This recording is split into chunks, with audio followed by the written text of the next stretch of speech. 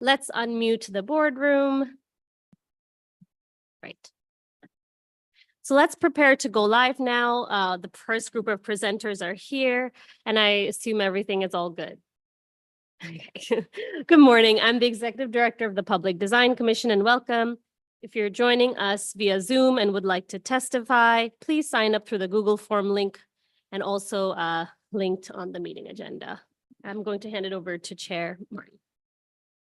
Good morning. I'm Deborah Martin. I'm Chair of the Public Design Commission. Welcome to the Public Design Commission meeting. Today's meeting is being held in person at City Hall.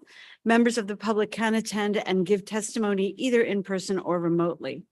The public meeting is now commencing with the consent agenda and items number 28809 to 28831. Please note, Commissioner Maloney is recused from item 28815 and Commissioner Van Bramer is recused from item 28816. Are there any other recusals to note? Okay. Seeing none, I'll now call for the vote. Let the record show there's no recusals. Commissioners, when I call your name, please state your vote for the consent agenda. Kenseth Armstead. Approval. Isabel Casilla. Approval. Lori Hawkinson. Approval. Bill Heinzen. Approval. Karen Keel.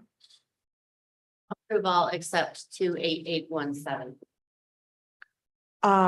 You are recused or you're voting not to approve 28817? Okay, noted. Thank you. Carrie Maloney, Approval. Manuel Miranda, Approval. Merrill Tisch. Approval. Jimmy Van Bramer. Approval. And I also vote to approve all. So let the record show that all are in favor with the exception of Commissioner Keel, who has voted not in favor of 28817. And the consent agenda is approved. Okay. So we'll now continue with the public hearing portion of the meeting. The first item is 28832, the preliminary review of the design of a stadium as part of phase 2 of Willets Point, which is located at 126th Street, 127th Street, and Willets Point Boulevard between 38th Avenue and 35th Avenue in Corona, Queens. Per standard procedure, applicants will give their presentation, then public testimony will be heard, and then the commission will ask questions, deliberate, and vote. We will hear in-person testimony first, followed by testimony from remote participants, and we can now proceed. Gail, welcome. Thank you. Good morning, commissioners and attendees. I'm Gail Rothstein from EDC, and on behalf of EDC and design team, want to thank you for all the time and multiple reviews, and especially the working session to advance this important project, the Willets Point Phase 2 Stadium project. I'd like to introduce Rashid Singabi from HOK and Rick Parisi from MPFP. Thanks. Good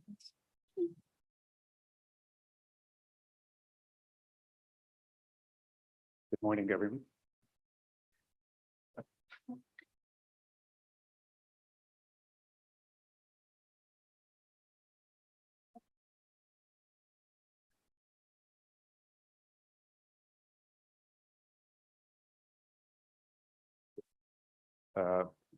Good morning. My name is Rashid Singabi. I'm with HOK, an architect working on the stadium project here. We're really honored to be here at this point of the project to present it to you at the preliminary stage. Understanding the time we have a lot to go through, but we're mainly here to answer questions, to address concerns, and to make this into a positive, constructive discussion. I will try to go fast through this. Please feel free to stop me, comment, ask questions as we go through this. Starting with a brief overview of the map of the neighborhoods of Queens. It's highlighted here that our site in purple, the Willets Point Peninsula, with the Queens neighborhood surrounding it. Quick, brief history of the site. The site has a very rich history that started back in the 1900s when the Brooklyn Ash Removal Company was granted the permission to dump their ashes in the stadium, hence the Great Gatsby nickname of the Valley of Ashes. In the 1939 and 1964 points in time, there were plans to incorporate Willets Point into the Flushing Meadows and Corona Park master plan and into the World Fair plan, and this manifested with the Shia Stadium constructed right across the street from our current site. In the 1940s, this was the start of the quote unquote the Iron Triangle, when the Willets Point Triangle was transformed into an industrial zone that housed the auto body shops and the scrapyard and really lasted from then till 2007, the identity that we are familiar with today. And it wasn't until 2007 in the administration of Mayor Bloomberg when the first Steel Loop Master Plan was put out there to transform the industrial zone into a sustainable, affordable, and mixed-use development. 2018 marked the start of the private development, and 2021 marked the start of phase one development, which is currently under construction. These are a couple of site photos along Seaver Way here on 126th Street, looking back at the site, the current state of it. Another couple of photos here on 36th Avenue, looking back at the current fencing around the remediation site. This is here the 2023 District Master Plan, highlighting the phase one and phase two development. Phase one is in tan. That's the part that's currently under construction and was previously certified. Phase two consists of the triangle parcel, the stadium parcel, the T parcel, and the northern block. Our focus for today is the stadium parcel highlighted in the red boundary. This is an axon view, the 3D axon view of the same master plan. The tan is phase one, and then the green is the phase two with the stadium parcel here in the middle. The uses of the master plan highlighting the residential areas, the hotel, the residential and hotel, the anticipated school, more residential to the north and the stadium here, and highlighting the open space around the stadium. And that's a 3D aerial view render of that master plan. Quickly diving into the stadium and the architecture. Our concept from the beginning was driven by three main guidelines. One, to make this authentic to New York and particularly Queens in terms of tailoring the identity and making it fit within its urban context. Two, it was very important for the stadium to be a community center, a place where people come together to celebrate and to allow for patterns of behaviors to evolve organically by time and become a catalyst and a bridge for the community. And three, last but not least, importantly, that it becomes benchmark setting, bar setting for soccer in the United States, understanding that this will be the football club of New York City. New York City is a global city. If we're going to put a soccer stadium here, it has to define the new benchmark for soccer in the country, a place that is intimate, that is full of energy, but nonetheless, a stadium that looks back at the roots of the past and taking some inspiration from old soccer grounds in the UK, like Craven Cottage, where you organically stumble along a soccer stadium that's weaved in the fabric of a neighborhood. And this is exactly what we're after. The stadium is the architecture is the background, it's the stage, and the people are the activation. The uses are the activation. We've chosen for the stadium to be as much as it can a contextual catalyst. And in doing so, the stadium footprint has deferred to the city grid and embraced the street edges. And by doing so, we've created three transparent or porous sides around the stadium that synergize and build relationships with the functions that will fall across the street. The stadium height is meant to not exceed any of the existing or the future planned development. So it's equal to or less than any of the planned future buildings around it. This aerial view here is from the southeast corner. This is Seaver Way, 126th Street here along City Field. And then the diagonal street, this is Willets Point Boulevard with its pedestrian central retail space between phase one and phase two. The big macro diagram behind this stadium is... I am not familiar with the casino. It's off of City Field on the other side in the parking lot. Yeah. As you can see, the site is a very tight site, and it was one of our first initial challenges to fit a full functioning soccer stadium on this particular site plan. And from there, the idea of the two L shapes was born, and we assigned to it the symbol of, if this is going to be the first professional soccer stadium in the bounds of the city of New York, we would like to symbolically frame that moment with the two L's. It's a very simple yet unique and iconic statement of the stadium.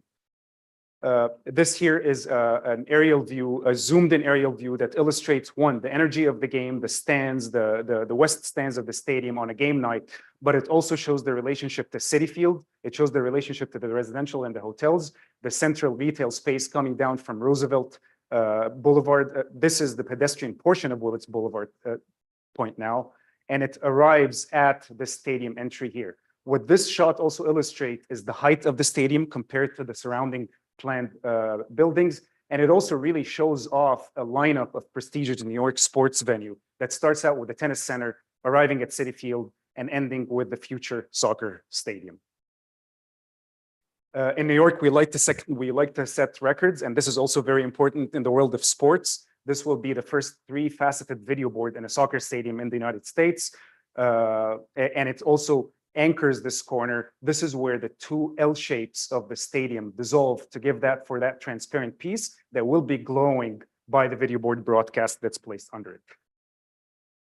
And here's a look at the top view, the site plan. As we can see, the red dashed line here traces the current property line of the stadium. The stadium is a surgical fit on site as it fits on that diagonal piece here and fitting the stadium field as well as the stands for 25,000 people. And in doing so, maximizing the public open space along Seaver Way, along 38th Avenue on the south and on the east as well. The depth of the sidewalk from the back of the curb ranges between a minimum of 50 feet to 100 feet at its widest. And you can see in comparison, compared to the sidewalk across the street at Citi Field. We have a series of 3D sections. I'll try to go through these very fast. They illustrate the relationship of the stadium to the field to the street. What's most notable here is that the stadium's ground floor is lifted above the street grade by 5 to 7 feet on average to take it out of the floodplain by an additional 2 feet. So the street here is at 9 feet of elevation. The soccer pitch and the ground floor amenities are at plus 15. The west side of the stadium, and we can see that there's a key plan that's hiding behind that window that shows where that section is cut and looking. The west side of the stadium is where the majority of the program of the stadium is stacked, stacked on that west end. What's also notable here is that the extent of the shade canopy does shade over the full extent of the seating bowl, providing shadow and comfort and helping to avoid heat absorption in the stands as well. This is the south section of the stadium looking west. Showing off the 2 concourses of the stadium. The main concourse on top, that's a 360 loop that goes around the full extent of the stadium. The lower concourse here on the bottom, which we call City Square, anchors the south edge of the stadium and attaches to an outdoor patio out here in addition to the public sidewalk. And this is one of the instances where we have a 55-foot deep sidewalk along 38th Avenue. What's also notable here is the facade of the stadium. The stadium's height is roughly at 102 feet of height. 40% of this is open to the concourse, and from the concourse, it's open to the seating bowl and to the pitch, which allows for increased airflow to alleviate the heat. This is a section along the southeast edge of the stadium, Willets Point Boulevard right here, and you can see the great transition. That's one of the tightest edges of the stadium, and here, in addition to the public sidewalk, the property line gave an additional 15 feet of depth that's actually under the concourse of the stadium for additional public circulation along that edge. A section along the east side illustrates, again, the depth of functions here and the great transition to the street. What's worth mentioning is that this east section where we're seeing this amenity called the East Club and the section we were looking at the south, those are some of the amenities that are on the edge of the stadium that are designed with the opportunity to function on non-game days. They are street-facing amenities of the stadium. And then the north end is the machine side of the building. This is the operation side, the back of house, marshaling, loading, and the depth of the service yard leading up to 35th Avenue.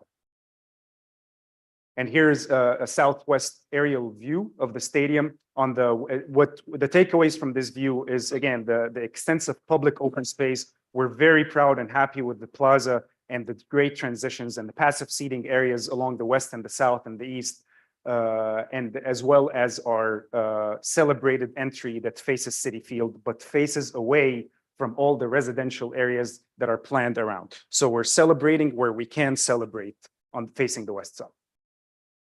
diving in the west side as well. This is a key that shows where this camera is.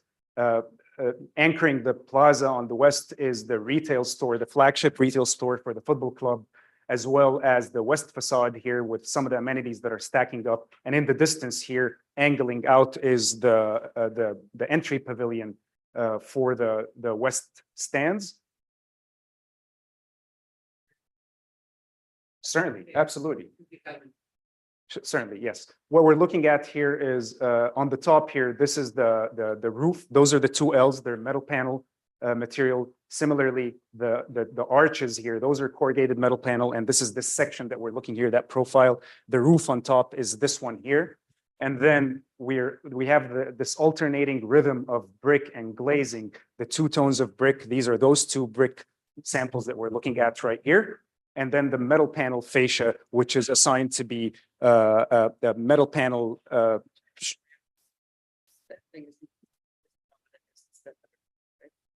This stuff here. Yeah, certainly, of course. Yes, absolutely. Absolutely. I just was asking to see if I've seen it, but not everybody else. Absolutely, of course. And then what also the glazing, I don't think we have a sample of the glazing here. We have in the deck, there's a curtain wall mock-up that illustrates the makeup of this here. And then the precast, which we call the precast landmarks, those they anchor the corners of the stadium as well as some of the major entries. And these are meant to have dimensional graphics that are referential to the club's brand. And I think one thing that we can also show that maybe is shown in a previous shot, the underside of the seating deck here, which is going to be viewed from a distance and through this gap, this is that material, that's that SPS material. Absolutely. You showed the Fulham stadium at the beginning and said that there would be nods to sort of those old, beautiful British football pitches. Where is that reflected in this? That's a great question. I would say that this is one of the view that this is one of the views this that this is reflected. Let me go back to a view that would be yes. This here is that retail central alley. And as you're walking through this, you're between the residential buildings, with this being the focal point that is that. So coming down the street and seeing this at a very pedestrian scale and seeing and arriving at this particular point here, that's one of those nods. And what we did intentionally, of course. I am so sorry about that. I apologize. I apologize. I'm glad you grabbed my attention. I will make sure to step aside here. And what we've done intentionally here is our very celebrated statement is really assigned to the west facade, which comparable to the height of Citi Field. Citi Field extends up to 120 feet of height, and the west facade here extends to the whole stadium is 102 feet of height. So this is very celebrated. The cube entry spans up to around 85 feet of height. But then as soon as we turn the corner beyond the cube, the scale of the building goes down in height. This is basically a void where the stands are seen, and we're going to have some floodlights that celebrate the concourse. But the scale of the perceived building goes down from the 100 feet on the corner to around 44 feet on this side. So it comes down to scale. So just to finish that point, I love the cube. I think ultimately this is really, really great for Queens and the city. I'm just not reading Fulham's stadium here at all. You've got a much more modern structure, right? And you know, I'm just not reading classic British football stadium. Understood. And I would, and maybe I should clarify, it's not, we're not borrowing the architectural statement, we're borrowing the factor of surprise, that as you're walking through a retail street, a stadium will appear in the distance that is not imposing itself and deferring the architecture around it, but quietly presenting itself. Yes, yes. Okay, and then from here, these are a few more shots around the building that shows some of this is the patio here, and the southeast edge along Willets. Some of the picture frames that will have some murals to them, and the east access stair to the site. Similar image of that here. This was requested to be included in this deck. It's a change from the conceptual phase to the current phase where we previously had a secured parking lot and a screened facade. Here's perforated metal, and that was taken over by the Cod Edison electrical vaults and electrical room, and this is what's now taking up this corner. Quickly jumping, I know that we covered materials, so I'll be able to go through these much faster. Philosophically, the big idea behind the stadium was that there are two components that make up the recipe of the building. One is the architecture. This is industrial, monochromatic in nature, timeless, contextual, speaks New York and Queens, but it's activated by transparency on all edges, experiential moments, and facade lighting, media that's focused on the west side and the cube, and art moments around. And the blend of these is what brings the building together. This is here the kit of parts and materials that we have looked at: concrete, brick, metal panel, and the glazing. And that is maybe a more explaining view of those components that we have looked at in the previous view. These are the, I'm sorry. It is, yes, Don't get me wrong, I think this is very attractive. yes. I'm just curious how they look together. I can elaborate on this. City Field anchors the end of structural steel trusses that is cladded by red brick. The residential buildings around have a red brick base that slowly erodes and gives way for a black steel structure and glazing on top. The top 2/3 of these buildings are planned to look like this. The stadium anchors the monochromatic. Instead of leaning more red brick, it decided to anchor more of the monochromatic end of that spectrum. So if we have one end of the spectrum is red brick, the other end of the spectrum is sort of the monochromatic gray and black structure, and the residential building sort of bridges that by blending both. Now, who are you?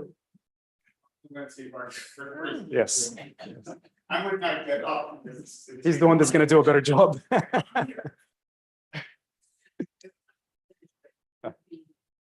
By examples, Uh-huh, like photos that's there. right. We can see. We Right. can see a lot, we can see- Understood, understood. And this view does a good job at this. So it's like that. Right. Yeah, well, those are not constructed yet. So I'm not able to show these But yes, that's. for City Field, certainly. Yes, that's certainly something that we can certainly show. I would say that the common vocabulary pieces between the two is the exposed trusses. We're really celebrating the trusses. It's something that's very associated with Queens, the color of the steel, the mullions and glass, but we are not doing the red bricks. Does this answer your question? You're building a whole city. That's really what you guys are doing. It's from, I just think it's great for the city. Question is, you're ready for Queens. Is Queens ready for you? Oh, yeah. No doubt, Queens is ready for that. I do have some doubts about this in terms of making a city from scratch, but doesn't really involve art. Mhm. All the spaces where you show that are overshadowed by the branding. Mhm. Branding is important, I get that. Mhm. Mhm. But in order for artists and for it to have a human scale, it has to reflect people. Mhm. Art reflects people. Mhm. And this design doesn't really do that. All the spaces that you show where there's going to be a mural, are all cut in by a stairway, or some other encumberment. And I think it would be really hard for an artist to say, I'd be excited about taking this opportunity, because it's not an opportunity for the work to be seen. And this is, we're here representing the public, I'm part of the public, I'm an artist, and I can say that if someone were to offer me this project, I'd be concerned about taking this project, because I wouldn't be able to communicate directly to the community through this venue. The venue overshadows all of it, and programmatically, the elements that are there that will become LED lights and all those things. I don't know that you have thought or have had conversation with artists, but I suggest strongly that you do that before you finalize this work, because I would want that this reflect the people of Queens. And the only way to do that is through the arts. And I love football, I grew up playing football. This is real football we're talking about here. I'm Right. for that, but my experience with football was San Siro Stadium, Milan versus Udinese, which is an amazing stadium, more modern, Mhm. more than this even, but it's 80,000 people. It's a whole other scale in terms of the popularity of the sport, of real football in Europe. Mhm. And we want real football here in New York too, but Mhm. I also still wonder how you maintain a sense of humanity. Mhm. And that, I think, is what is most sorely missing Mhm. in this design.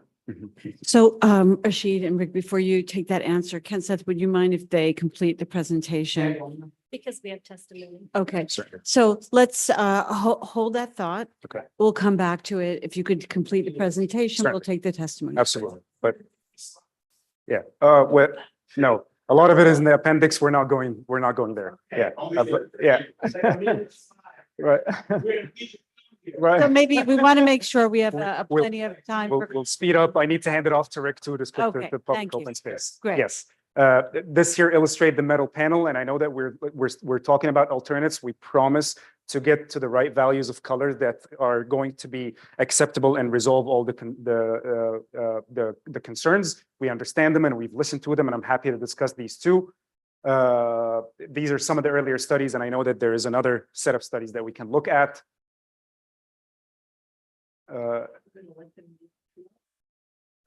Is that, I'm happy to stop wherever I need to stop. Okay, great. Okay, great. Some of the other materials that are proposed for the soffits, mainly we have two very long soffits along the west and southeast edge, and we're suggesting a lighter blue color for these as a nod to the club brand, but also to mimic the sky color walking under those walkways. These are some of the enlarged facades here that shows the compilation of all materiality, and this one maybe speaks best to all the quote unquote shades of gray that we have between the precast, the underside of the stands that are going to be visible, the brick and the metal panel and the glazing. Go through these a little quicker. And then, so and we talked about bucket number one. Category number one is the architecture. Number two is the exterior activation. And this is the second piece of the recipe. And for the activation, we're leaning onto digital activation, digital media. And this is primarily happening on the west facade, the cube, and over the retail sport. Art murals, and I'll have a key plan here that highlights where are these earmarked for the moment, and brand landmarks and special walls around the stadium. This here is the key plan with those locations initially. The landmarks are the yellow lines. So this is the outer face of the cube that will have some type of branding on it that's still in progress at the moment. And similarly, those main entries around the stadiums will have something, a dimensional graphic on the art, on the concrete. And then consistently, the picture frames are the end caps for each of the street side buildings here. And those are, as their name, picture frames, where they are dedicated for art, and are placed in a way that you can see them as you walk around the building by discovering the journey. But equally, when you're inside the concourse as a game goer, you can start to look and see these from these vistas up, arriving into this moment, which is equally important to that, to that southwest corner here. So if this is like the big entry moment, this is the big party moment where there is the supporters porch, and it's filled with art moments and an outdoor area to hang out. And the combination of both is what hopefully yields to this image at the end. I think, Rick, that brings me to the end of the architecture part. Rick Parisi, MPFP, Landscape Architects. I know we're behind, so we're going to go quickly. I believe you are all familiar with the master plan. I was part of the master plan team in 2007. I have a long history on this site. I'm also doing phase one, which we came to you last year with, and you see that there, right there, phase one. We are working on the triangle one. We'll come back with that, and the T parcel, and that in the northern parcel. We're here for the stadium, and you can see the open space. The interesting thing about this entire master plan is that it was a requirement for 20-foot of additional open space along Seaver Way. Back in 2007, when we did this, it was supposed to be a vibrant, active space between the two areas. This was intended to be all retail, which it is largely. There was not a stadium in the master plan, but the two stadiums face each other now, and the intent is that there's a lot of activity between them, and that this road is closed during a game day and becomes pedestrianized. Again, phase one open space. This is the central open space. That's the entry plaza here. We were required to do 20 feet of open space. On all these projects, we've done 30. And on the stadium, we took 30 to over 90 here at City Square. So we've expanded our open space well beyond the requirements. And that was really to achieve one of the things Rashad said, was that we want to be visibly connected to the neighborhood, and we want to be physically connected. Now, that's a big challenge because this is elevation 8, right? And the new FEMA flood elevation brings us up to 18 up here, right? When we did it in 2007, we were only up to 14. So the challenge became greater as we went. And how do you activate this entire retail and, pedestrianized space from elevation 8 and 9 back up to 15 as a minimum finished floor elevation? So one of the things we did in thinking of how this works, how the stadium works, general admission here is 15,000 people coming in this way. There's ADA access right here, and there's ADA access there, all at about 4.5% slopes, right? We are coming up from elevation 8 to 17 on 38th. So it's quite the challenge. Again, this is set at 15. The podium level is basically set at 15. One thing to note, just real quickly, we had a big discussion in our last meeting about this entrance. It's a general entry point for about 3,000 people. And the vision is that that's the community entrance also, because there's an interior community space here, and City Square, the through City Square space can be activated for the community as well on non-game days. So we've opened this up, and I think you'll be happy with what we did based on the suggestions before. The supporters come in this way, it's only 1,200 people, and the East Club entry is here, it's only 1,000 people. So really the majority of the people are coming here and at the VIP entrance. Just quickly, just a sense of the open space and the grades. Again, elevation 9. We transition on this road is a phase 1 road that we're building right now. We transitioned up to 17. We transitioned back to 9 because we have to meet the existing grades of those properties that are not currently owned, and back down to 10. And then we come back down to 9.5. So what that means for us is we started to create a series of open spaces that undulate, they expand and contract, and they kind of identify these entries. This is the press entry, it's flush. As you come into here, it's a VIP entry, it's flush. You slightly slope up here through this plaza here, you get up to elevation 15. Grand stairs here in the main entry, and there's an ADA access right here as well. So this street is 4.9% slope sidewalk. So you walk up the sidewalk, you're right into the 15. So it's as friendly and visibly friendly as it can be, given the grades that we're working with. As we come up to here, we're at elevation 17, we're higher than the podium level. So we've opened that up, we've moved the planter out, we've pulled the stair back. We could not raise the finished floor here like we tried last week or 2 weeks ago we talked about, but we have a much nicer entry into there. Just the sense of how we design this. We design this as a series of rooms at street level, at the intermediate levels, and at the podium level, which is the podium level is 15.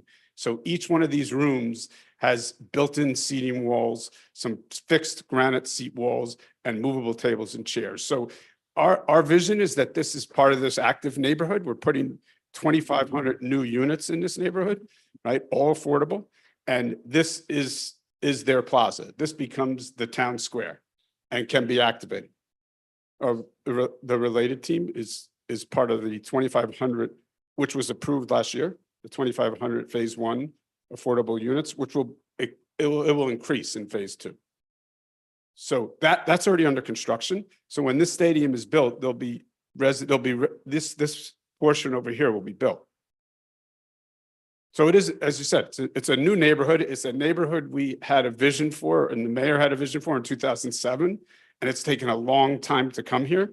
There's a lot of remediation, and we had to lift the sites. So it's been a long haul.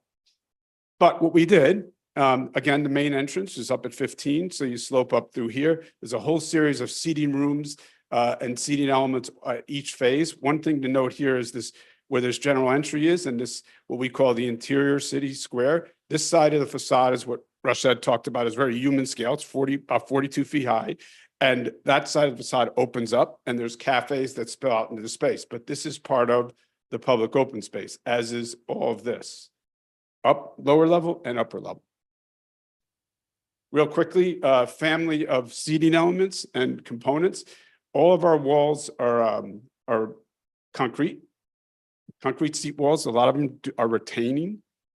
Then there's a family of wooden slatted components that slip in. There's also backed with armrests that are also in there. Then there's granite blocks that create these social seating places. We do have movable tables and chairs, but we can't rely only on that. We want to have a lot of fixed components. Tables and chairs walk sometimes. And we have a good amount of them for social seating. So they're all throughout all these open spaces. And just some renderings of those spaces. So we've created these little niches, always with a series of shade trees. So we have shade, this faces south, right? It faces City Field, so you get a lot of sun load here on this side. There's the back bench, the regular one, movable tables and chairs. Thermally modified ash. I know it was labeled as EPA. Samples here, the correct samples here now. And then just an enlargement of these spaces. Was a comment, not on this one. We've always kept these around 4 feet. We had a couple of pinch points on the northern side. We'll show you what we did with that. You can see the relationship here. That's a view, that's City Field. This small plaza here with the granite seating blocks, the back benches, movable tables and chairs. You can start to see the grade coming up. We're at 12.5 here. And this is by the grand stairs. This is an upper plaza here. And this is when it's maxed out from 15 to around 9. For the pavers. Yeah, this is the base and this is the accent, right? So it's really basically again, this monochromatic working with those grays, right? And so it's a different finish and a slightly different color. Very subtle. That's for pavers. The seat wall's this one, seat wall. Oh, sorry, these are both pavers. Both are favors. And the latter one is also says Yeah. same finish. Yeah. So you see that, just so we can understand. Let me go back. So now what I'm looking at is gray. Yeah, so again, the seat walls are concrete for a second, right? So those are cast in place concrete seat walls. Yes, Yeah. it's something a around tinted that. concrete. It's like this. This one, sorry. This one here. Yep. So it's a tinted concrete. This is our tinted concrete paving, right? Then we have the 2 tones of granite. The granite blocks are right here. So they're Those are which? the stairs are this and the granite blocks are that. And what about all? Stairs are dark black Yep. and what about all? So up here, I have a paving plan that will show it better. Okay. Let's go to that. It's pretty far in.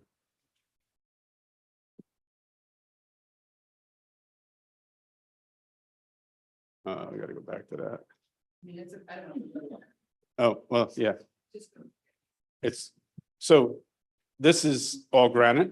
That's the only place we have granite, We still don't know. right? the lights. It's a Yeah, placeholder. the pink, it's the field of light We, and there's a we band. still have not you'll been see. privileged to that information. I don't Here's- think it's. been- This is what I was trying to get to.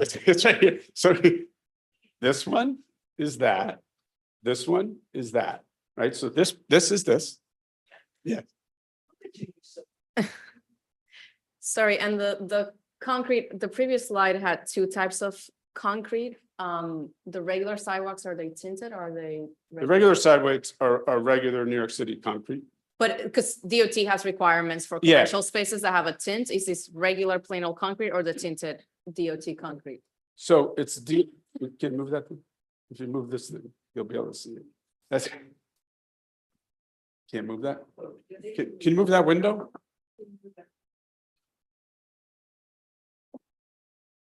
So that's the DOT standard Without tint. without tint.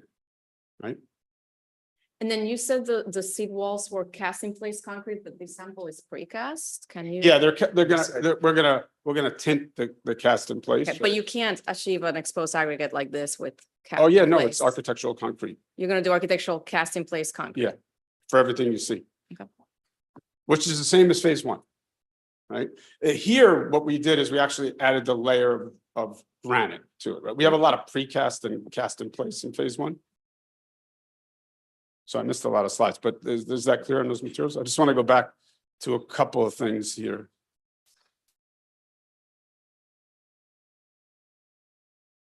Just so you get a sense of the upper and lower spaces.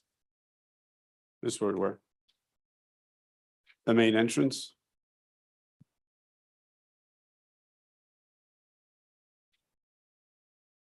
So there was a comment, we spent a good deal of time discussing this in our work session a couple of months ago. And this is where that central open space comes up, right? And it lands right here, and there's a small plaza right here. And so this is the neighborhood's connection to the stadium and the view that Rashid showed here, where the scale stops, drops down. We do have a grade change. The street is 17 here. We're at 15. So what we've done, and we've done many versions of this, but I think this is the most successful, is it's a series of stairs that then vanish, right? And your ADA accessibility is in this way. We could not lift this up. We tried together. We tried to lift this to 16. We couldn't get it to work. I know it was something I put on a table months ago. We couldn't get the interior to work. But I think we have a very successful solution, because we've gone back to DOT. This SCAR was approved in phase one, and it's under construction. We widened this to 13 feet. It used to be 8. They're all equal now, so there's no real strong hierarchy, but everybody lands here. You come across and you can get in this way right here. The school's right here. It's right across the street. Yeah, so that crosswalk when the school happens is for the school, and this is the triangle. And when you went back to DOT, did you discuss the concern over all of these crosswalks coming together with a bike lane that's also taking a turn and has very limited visibility? Did Yes. they have any suggestions on improving that relationship? We wanted this bike lane to be on the other side, right? But we could not move it. This is where they wanted. It does have the island and the protection here. It's unfortunate. We would have preferred it to be on the other side, right? I'm just wondering if they have any other ideas on either stronger pavement markings or changing the grade of the bike lane at this particular moment to alert cyclists. Like, my main concern is you have a lot of people coming in, pedestrians, and then cyclists just have their eyesight is not straight onto the intersection. I mean, we went through this with DOT bicycle, the whole team. This is what they want. We do have a curb. It is a grade change. So there's enough here to slow people down. They also aren't coming, they're coming up the hill, right? And they're not coming from a real fluid area where they're going 15 miles an hour. They're going slow because of where they just turned. So, I mean, it's what we have, and it's part of, the approved SCAR. So I think we could work with it. It's unfortunate, because you got to come through it, right? We would have liked to pave this whole thing with special paving, but you know how that goes with DLT. So, I mean, this is where we landed with that. There's a couple of 3D views. This is that view. With a very tame cyclist. They're all tame. So that's the big danger. The e-bikes, that's where you have the danger. Is that, they're going 15, 20 miles an hour. And They don't both too much. yeah, I know. I'm much older than you, so trust me, I really. I know. By the way anymore. I'm older than you think. But I'm a big cyclist too. So this is that view on the corner. Now, this is the question I think Isabel, you might have had about this dimension being 2'6". There is a complication here with the building maintenance machine, right? And we'll show you how that works. We pulled this out and rearranged so that we have 3 feet clear. I think it's better than losing it, because we really like this social seating component on the upper level. And it was something that we went back and forth with city planning and often about. But I think you get both levels. You get this level, you get the upper level. And we need 10-foot clear here. We touched on that. This is the paving, we can come back to. Another question was the tree gate. So the tree gate was always intended to be stainless steel. We were going back and forth with how we would have the tree gate function. And I think it's in the appendix here. Or is it in that other deck? The responses are in the other deck, right? You have that up? Might be in there. That's okay, we can just. Yeah, so anyway, I'll just explain it to you. It's a trapezoid, it's 4'10" by 4'10". All of these sidewalks have silver cells, the whole length. So we have structured soil under there, so the trees will survive. It's a really nice custom tree grade trapezoid, and it's stainless steel. I think my main question was that your rendering showed it A little tiny. thing. significantly smaller, so it's a question about what is the actual size. And specifically, when you do have these freestanding seat walls next to the grate, what is that relationship between the grate and the seat Yeah. wall? The rendering showed them next to each other. No, which they're not like looks, that. Yeah, yeah. yeah. So it's just Also, you know, there were rendering's two not rows there. of trees. Remember, we had the Bosca Mhm. trees. We lost the row of trees. And so it made that a much simpler relationship, Mm-hmm. but everything's flush. Okay. I think that's it. Now we can have questions. Okay, well, first testimony, but thank you. Was there anything else you all are? That's Okay, before we get into discussion, I would just like to check if we have any in-person testimony. I don't believe so. Jenna, is anyone signed up for remote testimony? I don't believe we have anyone signed up for remote testimony at this moment.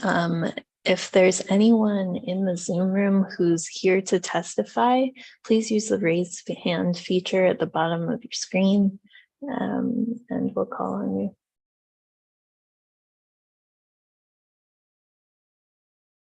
I see no raised hands, so I think we're good to proceed. Thank you. Thank you, Jenna. I'm going to hand it over to Commissioner Martin for the discussion. Okay, commissioners, questions or comments? Lori? Okay, so, thank you very much. And the rest of this giant element. You know, it's really-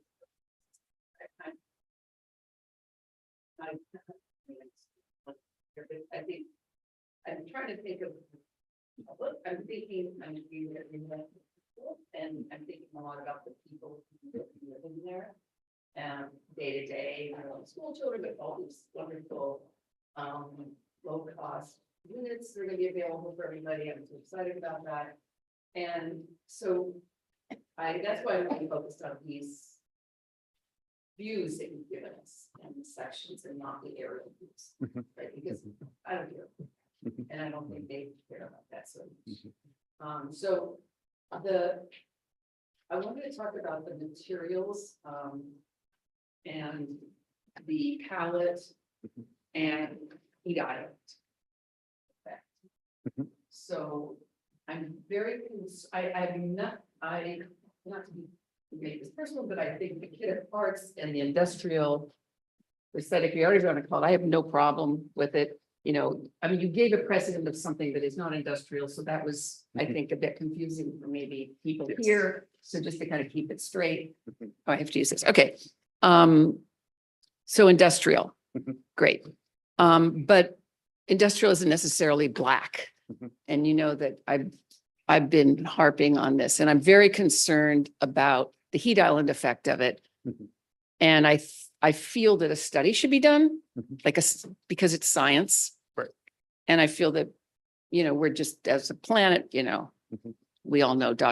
So there's that. So there's not only the brick getting a little lighter, you know, the metal, the amount of it, if I did the surface area quantity of it, if I just started to calculate this, that's what we do in architecture, we calculate surface area. If I calculated that, I'd really be interested to know what that effect would be. And then I would start to add in the black granite pavers now, because I think we need to think about those in the equation.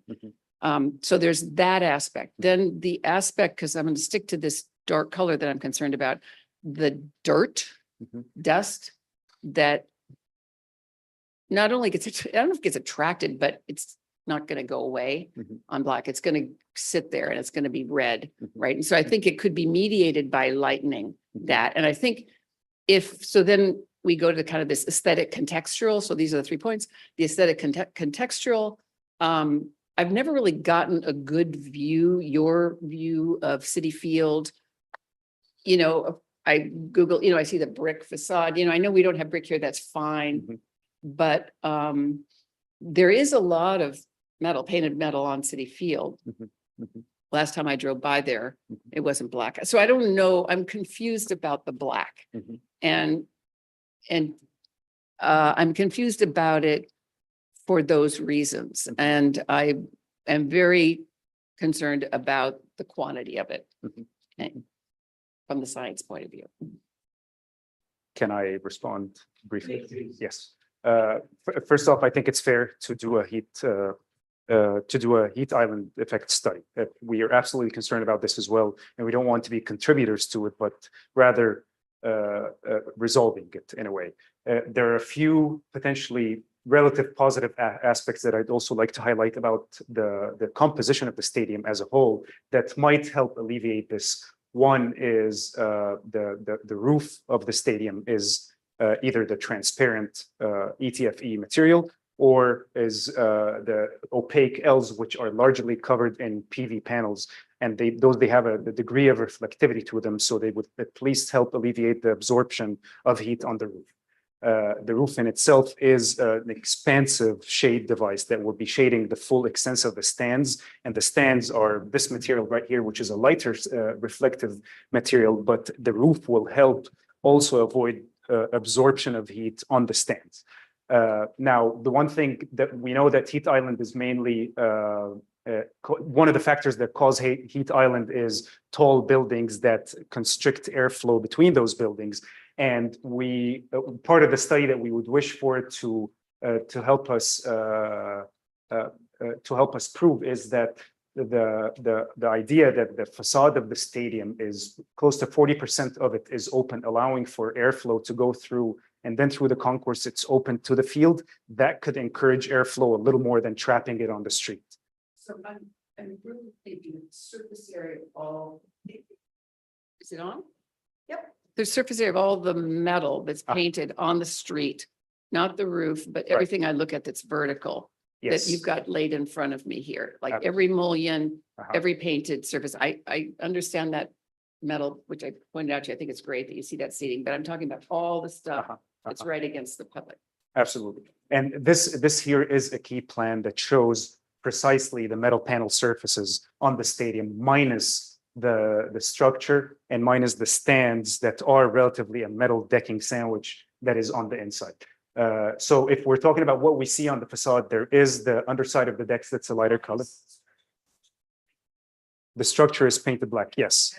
I mean, that should be. Sure thing, yeah, understood, yeah.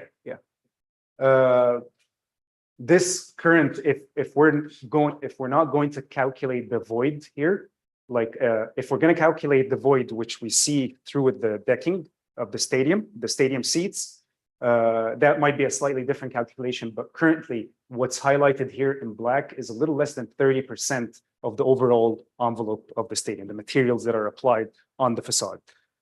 Some of these are the perforated metal panels that are porous and allow airflow inside. And the majority of it is really this top band that circles the full stadium. This is really the majority of the material of metal panel, which is this one here.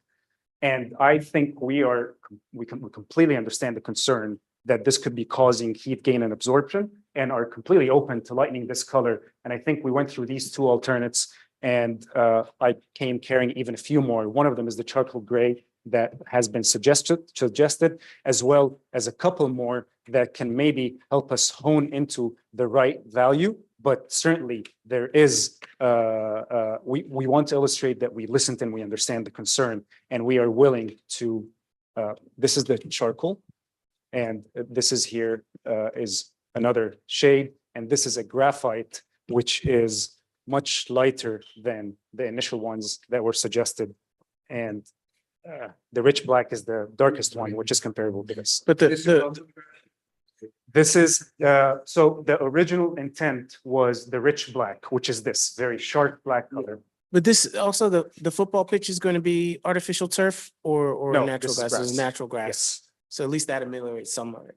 Because if it was artificial turf, you have doubling. No, but I'm just talking about people on the sidewalk. Right. Yeah. Because they're not necessarily there. They're Yeah.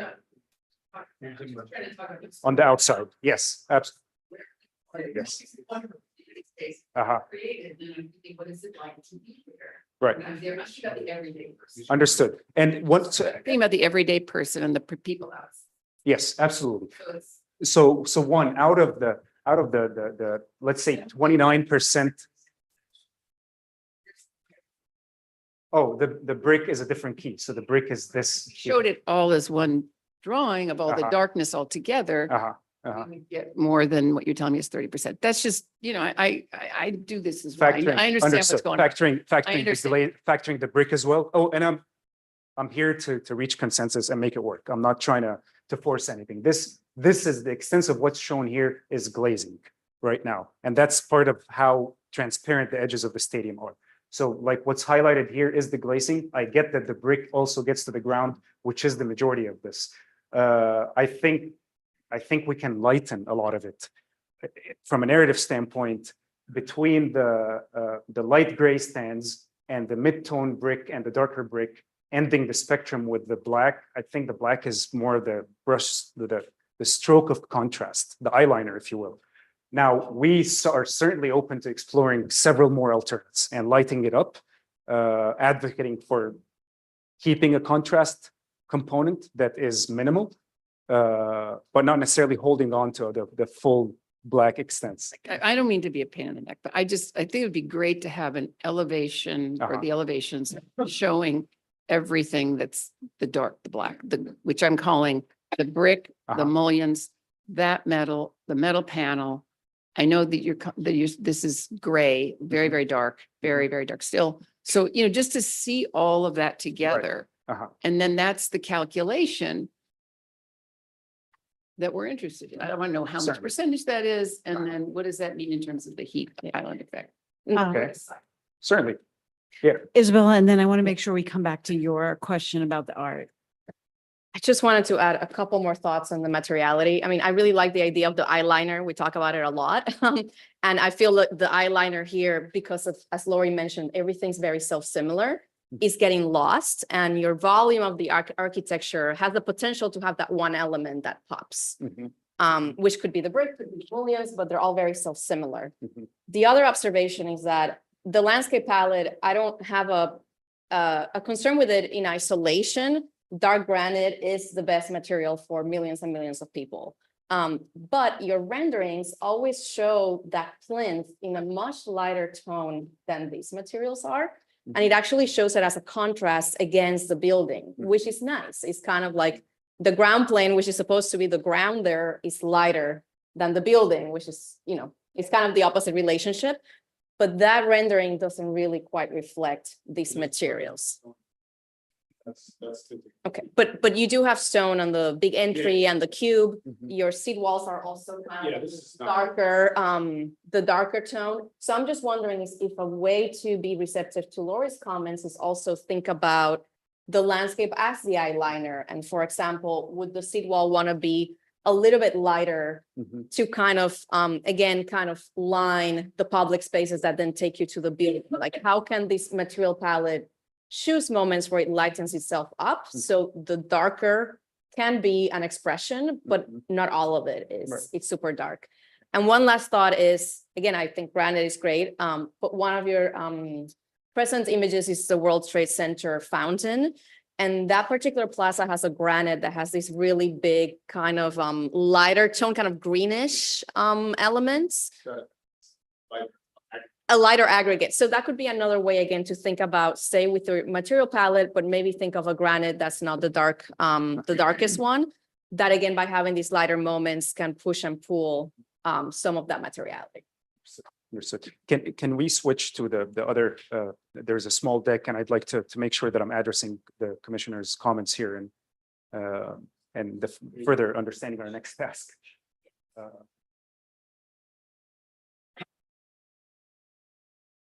So these are images. First off, I think this conversation is just going to make it better. I'm here to be challenged and here to continue to improve on things, and I appreciate these thoughts.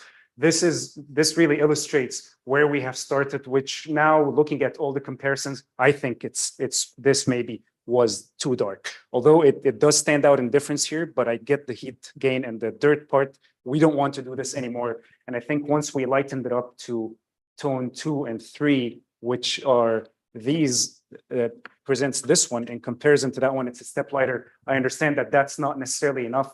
That third image here was the requested image to colorize all the metal finish components into the lightest charcoal gray sample right here. And then that has even spurred some further creative thinking and prompted something. Is like, this is all that tone of gray, and understanding that there are several different components that are in metal. Would this still prompt us to, at least in the lighter shade of spectrum of shades, can we still find two tones that can potentially allow us to not paint everything with a broad brush of the same color? So I think where I'm going with this is that we are willing to study this and continue to hone in on the values that can help the commission feel better about this and allow us to reach consensus. So Jimmy has a comment about the materiality and colors, and then I'd like to turn to Ken Seth's question about the art and the kind of community context, and then we need to draw to a close. So let's have your. Yes, just very quickly, I like the lighter options and where you're going with that, because I too believe it's just, yes, it's a lot of darkness. You need to look at it, because it's actually all. Yeah, and it just made me think. I love your team colors, right? It's one of the things I love about of your team, and if it's powder blue, but where are your team colors reflected in your exterior state? You have such a beautiful color palette in your logos and your jerseys and all of that stuff, and then you have a black stage. No, but I'm wondering why or where you're actually incorporating more beautiful colors, including your very own colors. I guess it's in the cube. That's, well, the cube is going to be activated with multiple activations, so it lends itself to this. One of the requests of the client was not to necessarily make the permanent architecture read that it belongs to one team, understanding that there are desires to host other events like concerts, potentially women's soccer and other community events. So they didn't want it to permanently tie to the team's brand as a long-term commitment. So that was one thing that kept us away from colorizing objects in the building to that color. Although we did borrow the light pigeon blue here, and that defines the soffit underside, the full extent of the west and the southeast. So there's like an accent soffit as you walk under the building that's subtly hiding in there. You can see it. It's 26 feet above grade. That's maybe where we hinted to the team color in there. Could I just say something related to that too? I think there's going to be a separate signage submission. Yes. But I think in plan, just like differentiating between like what's the building identity versus like the brand experience, which I guess relates to the club, right? And then maybe also seeing that in relationship to the video and art, all the activation. So I think seeing that in plan view, I think will kind of help answer some of the questions. I mean, this dovetails on many of those ideas. I think that the hierarchy of how it is that all of the elements work together is not that clear. And it's like, I used to do information architecture. And so you really have to keep the main thing, and then also think about how it all fits together. And the story that you're telling right now, if you go to page 30 in the previous deck, Can we switch? the story you're telling right now is that if there is art, you cannot back up 5 feet from it to see it.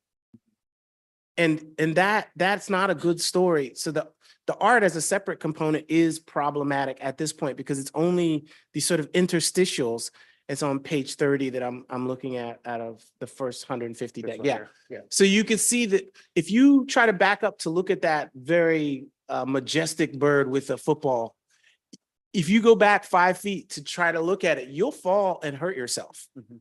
And and then this one on the lower right, it's not, I mean, not all art has to be rectangular, but there are no places where someone could see an artwork in situ where the artwork has intrinsic value. And if the artwork doesn't have intrinsic value, the people do not have intrinsic value. Suggestions. Now, this is just a ballpark idea that you could designate an area. You said that most of the time there's not going to be a game, but there's all this space on the first floor where everybody can mill through and get. But there might be a space that you say this 20% is just for art. And then you have an art space that's built in. And that means that local artists, they're going to be local artists, especially if you have the affordable housing, they can show their work there and it's respected. And that's people centered. Mhm. But what you've done here is like, oh, we need a wall. Where's there a wall? And it doesn't feel considered. Mm. No artist will want to do that. And if they do it, they will be put in a position where somebody hurts themselves looking at it. Mm. So that's problematic. Then the last thing I'd say is that the community spaces on non-game days, it all feels like it's behind a paywall from the way that I look at it. I don't know if anybody else feels that way, but it has to feel like people are going to be invited to that first floor. And you guys have to do the branding so that feels that way. That's not my job. I just know what it feels like to me. And part of that is that I'm turned off by the fact that there's no inviting space for people outside. You can sit outside, but in Chelsea, all the galleries are free, but hardly anybody goes in. Right? They're next to some of the most, affordable houses in the city, public housing in Chelsea, right? And the people who live there don't go into the galleries next door, even though they're all free. And this is not that extreme. There are different reasons why people don't go into art galleries, but this feels like that glass wall. If the street and the glass wall could be penetrated in some way so that there's this feeling like the patio is also inside and under, then I get that. But at the moment it feels, it doesn't feel inviting. And it must feel inviting because most of the time there's not a game and you want people to say this is a neighborhood spot. Right. Does that make sense to anybody? Yeah, I totally agree. And I think this slide is a good example of what can be put into elevation to understand the relationship between, the top left, which is, I assume the kind of building identity, like the stadium will be named for whoever the sponsor is. That's the building identity. The top right is the brand, I guess, of the soccer team. On the bottom are, art activations. And so I think understanding the, how do you come across this in circulation, I think would help to kind of clarify what that experience is of, being inviting. And then understanding the video screens too, and like what will go on it. Is it just information about, activities? Is there advertising on it? Are there art installations or interstitials too? So I think in another, an upcoming presentation, it'd be great to just see the relationship between all of these things. Lori, before I summarize and we take a vote, you have the last. Just a quick question about the art. Is this percent for art? What is the impetus here for the art? That's the question. Because you just I totally agree with the concept that there are these just walls of a sign. You didn't say, come here, look at this. Where would you place the art? Which some architects might do. So And what's also, I remember what in is the phase one, impetus? and in phase one, I talked about very specifically that you had this planned village and that there were all these, and you needed to talk to artists to get it. And I don't feel like that happened. I don't, and I want to feel like that you're open to making this an inviting space. Absolutely, and it was phase 1A that became phase 2. Remember the triangle parcel? You remember. That's where the art will be, and it'll go through receptor art. It'll go through that whole process when we get there. That's in design now, but that's in the open space. But that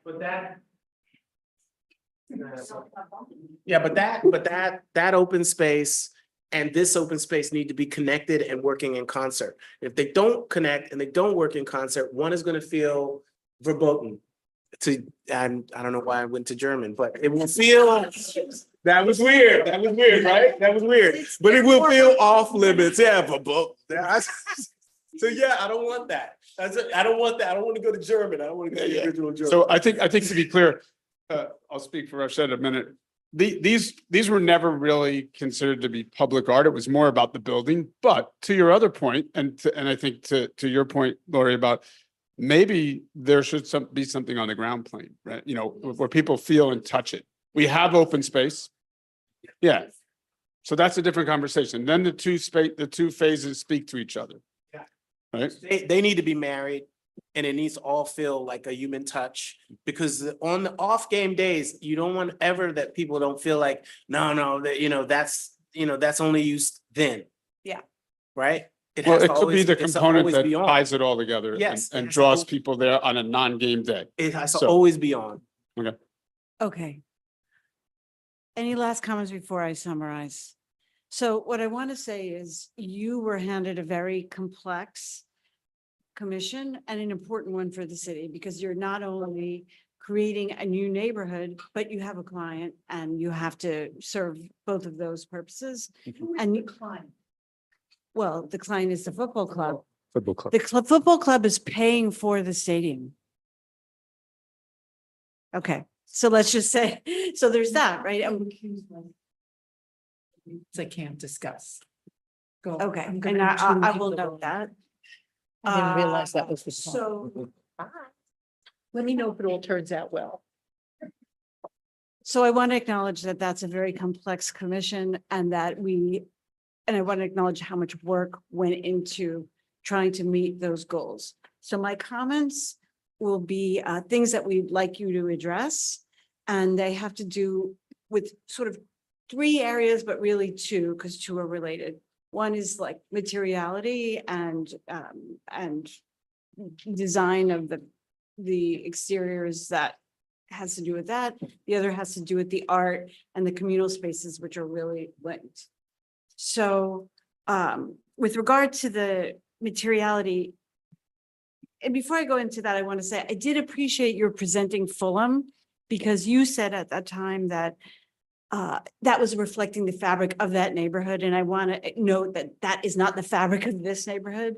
The fabric of this neighborhood is about equity and inclusivity, because it's going to be a new neighborhood for people who don't have anywhere to live in New York City right now, but it's also climate, right? It's those 2 things. So that's the kind of, in a way, maybe Fulham had a different kind of like cultural history, and that led to the materiality and identity.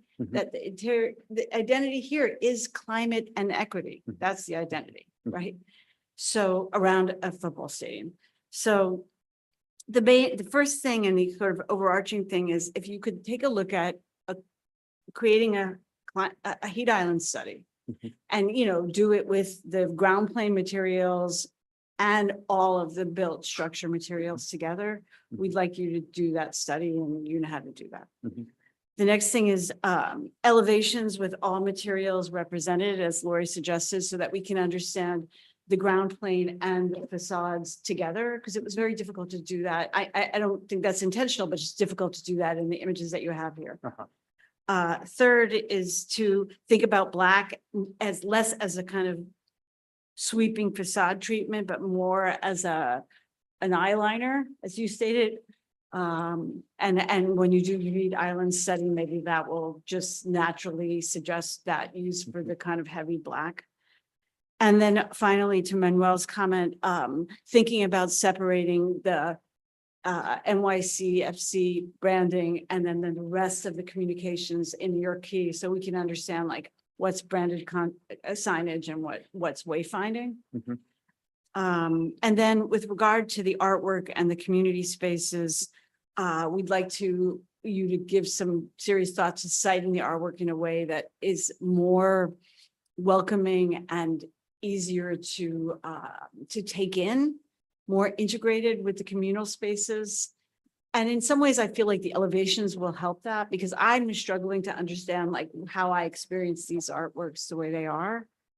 From the images, the one that Manuel said, there was the 4 images. It's just hard to understand. I think there are elevations in the appendix, but noted on the thoughts. Yeah, Yes, just, yes. just something to think about. And then finally, that will, yeah, there you go. It's just hard to break that down at the human scale. Mhm. So understanding how you experience the artwork at the human scale, and then how all of that relates to the communal spaces, how they'll be occupied. And really, again, to your dual commission on the creating a neighborhood. This is not a neighborhood that has a lot of green space. Mhm. So if I'm going to have a chat with my child, or I want to propose to my partner, like some people will come here and use these spaces for those purposes. So we just want to make sure that they are not too hot and that they're welcoming for every use, even when it's not a game day. So that's the kind of conditions for the next level of presentation. Is that clear? It's very clear. Okay. All right. So with that, I will now take a roll call vote on item 28832. And I will note that Commissioner Merrill Tisch is recused from this vote. And I'm going to call, when I call your name, please state your vote. You are first, Ken Seth, so maybe you could articulate your perspective on the conditions as I noted them. Ken Seth Armstead. At the moment.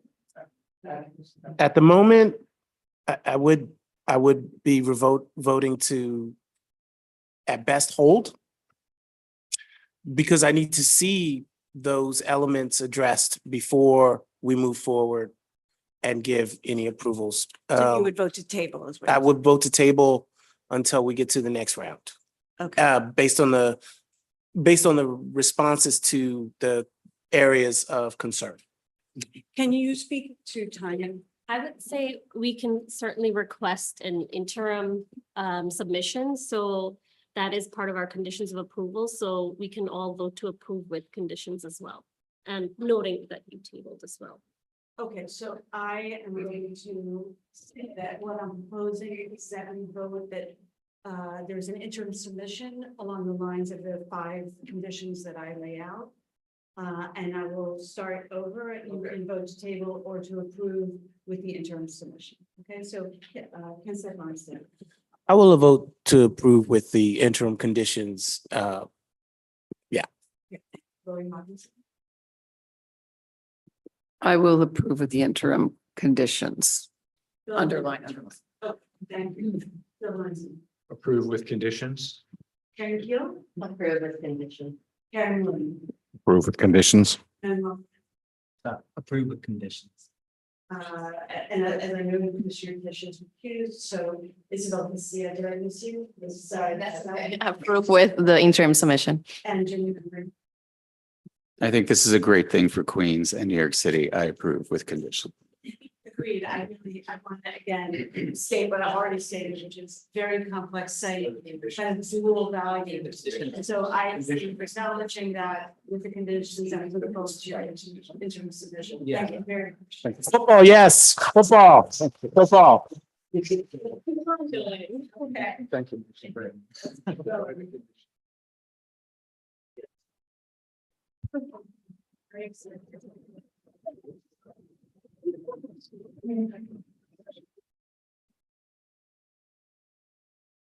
We are going to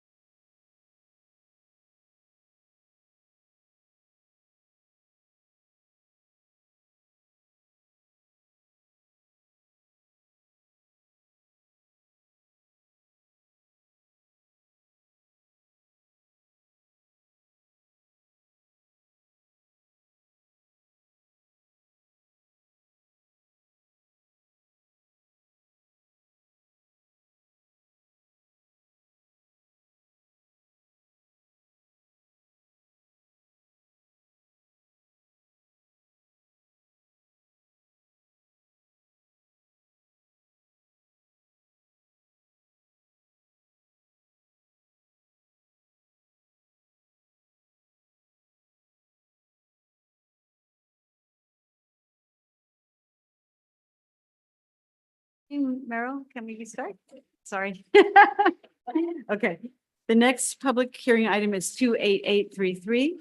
The conceptual review of the installation of True North, Every Negro is a Star, and Conductors by Ken Seth Armstead at the Abolitionist Place, formerly Willoughby Square in Brooklyn. Please note Commissioner Armstead is recused and has left the room. The presentation will be given by Kendall Henry from DCLA on his behalf.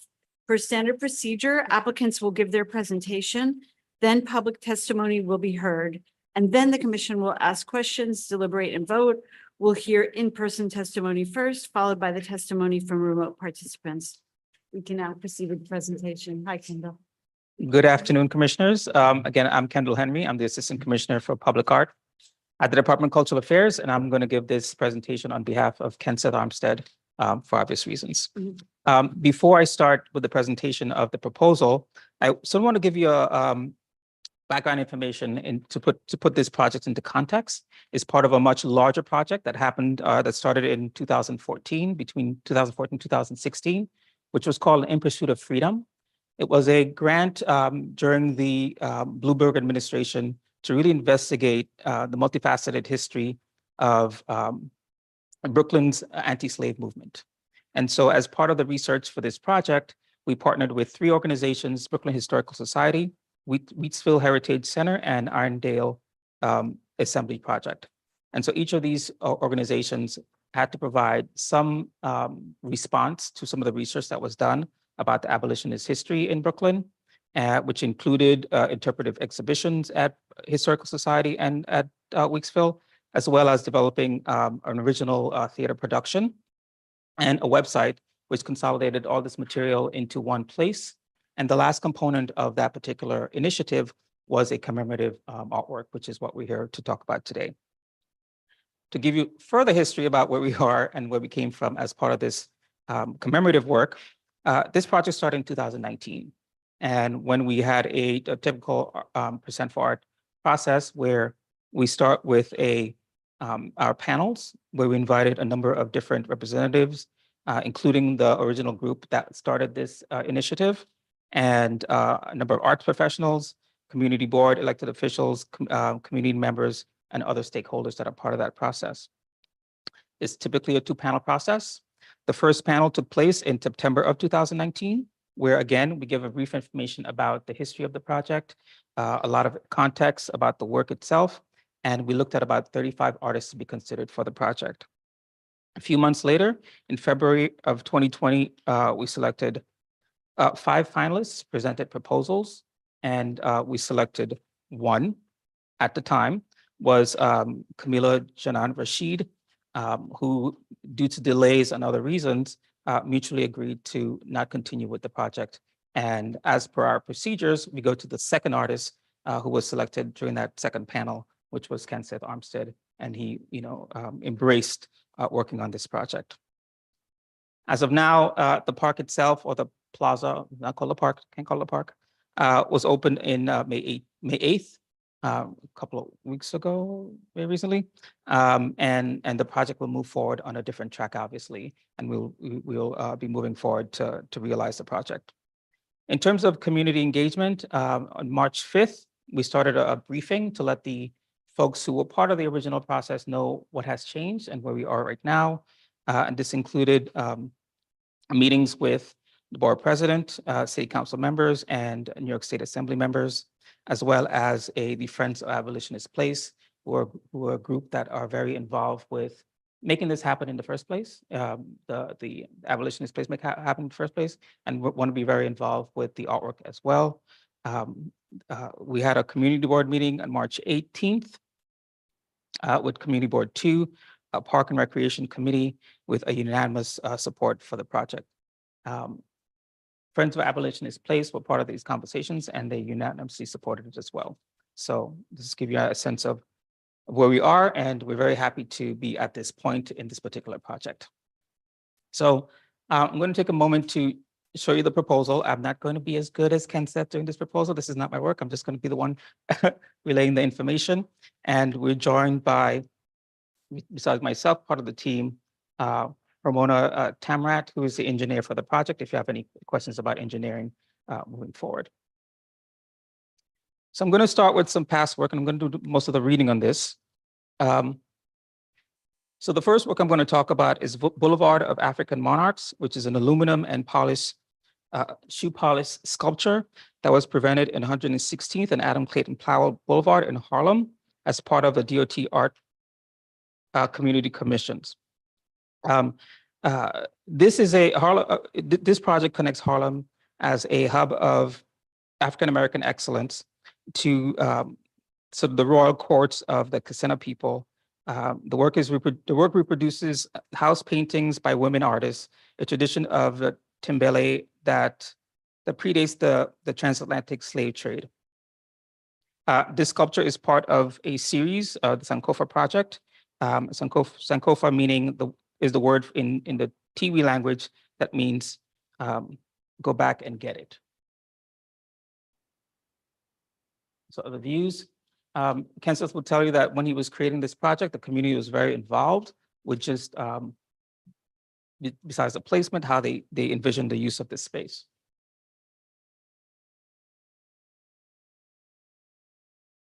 The next project I'm going to talk about is Washington 2020, which was presented at around the George Washington Monument in Union Square.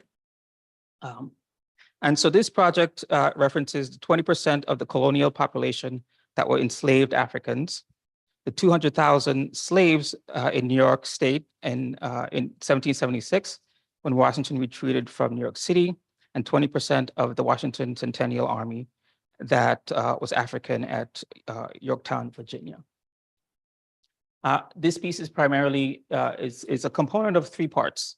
What you see here is the sculptural work around the base of the statue, but the text and the signage in and of itself is part of the work itself. And so the text reads slightly differently. It provides different information to the reader. The next project is Masterworks, Slaves of New York, 1776.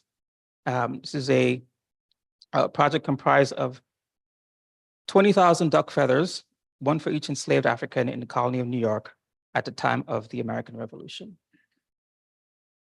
Feathers is a project, a material that Kenseth's used quite a few times in his artwork, as is with this next project. This is the Masterworks Astoria House Building 24 project, which is a site-specific work that was installed in Socrates Sculpture Park. The installation maps the footprint of a single tower at NYCHA's Astoria houses, home to over 3,100 individuals, just north of the park itself. The installation marks the outline of the building form with a roughly 2/5 scale.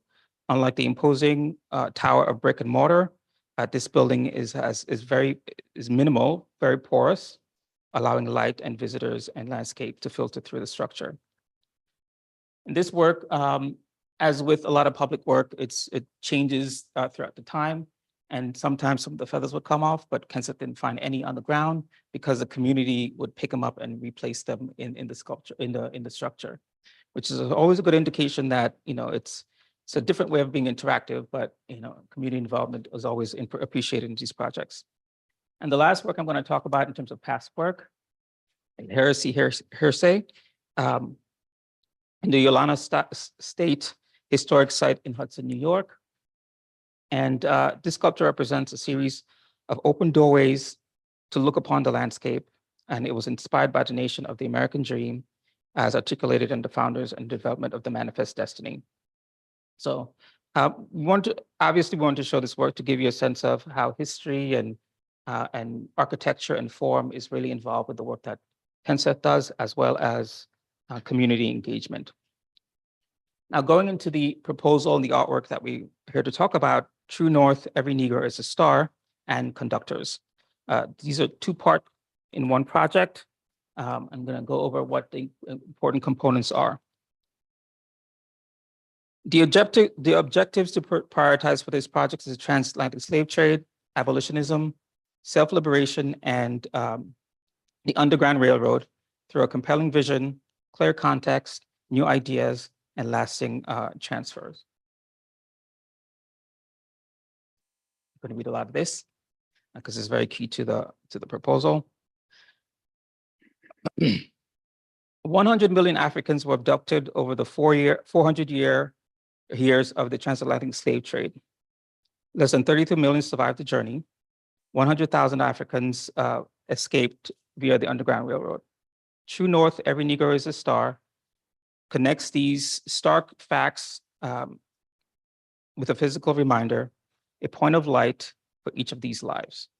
True North provides an immersive leap into the point of view of the Africans. I'm not going to read all of it, but I'm going to highlight some of the components of it. Conductors presents images of some of the figures in the African diaspora that assisted the formerly enslaved to achieve self-liberation. These work allow viewers to engage the abolitionists face-to-face on a human scale. The principal elements of the Underground Railroad is the ability to chart the path north.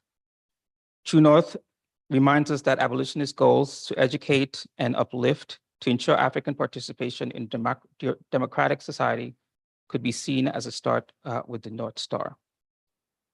True North presents a symbol that folds the night sky, social justice in Brooklyn, abolitionists, and the Underground Railroad into an immersive experience. The retrofuturistic steel body combines historic Brooklyn swagger, freedom, education, science, technology, and the natural world. Through conductors, we're brought face-to-face with abolitionists. We admire their bravery and composure in the face of the hatred and racist society. We also reflect upon the contradictory legacy of Brooklyn as New York's slave capital and its role in the first in New York to outlaw the practice. And in a very simple form, in very simple visuals, these two images exemplify what the project is. And so these visualizations sort of give you a sense of what the piece looks like in situ. So you get a sense of how the park goers would experience the work. This one is a rendering from the northeast corner, eye level, and you could see how it sort of fits within the environment on ground level with the trees and the people occupying the space. This is another view. The piece itself is a stainless steel sculpture that is 16 feet high, 30 by 33 by 30 feet circle, and is perforated stainless steel and etched patina. Other views. And this is the view that you would see underneath the sculpture looking up, and you could make out the Large Dipper and the North Star as part of the composition. And so these views give you a sense of what a bird's eye view, what it looks like from above, and a sense of the distribution between where the sculpture is and the other component, the conductors. And as we get closer to the surface, we will see that there's a textured 8-point star on the top of the piece. This is a view that you will actually see. There's a lot of buildings that surround this plaza.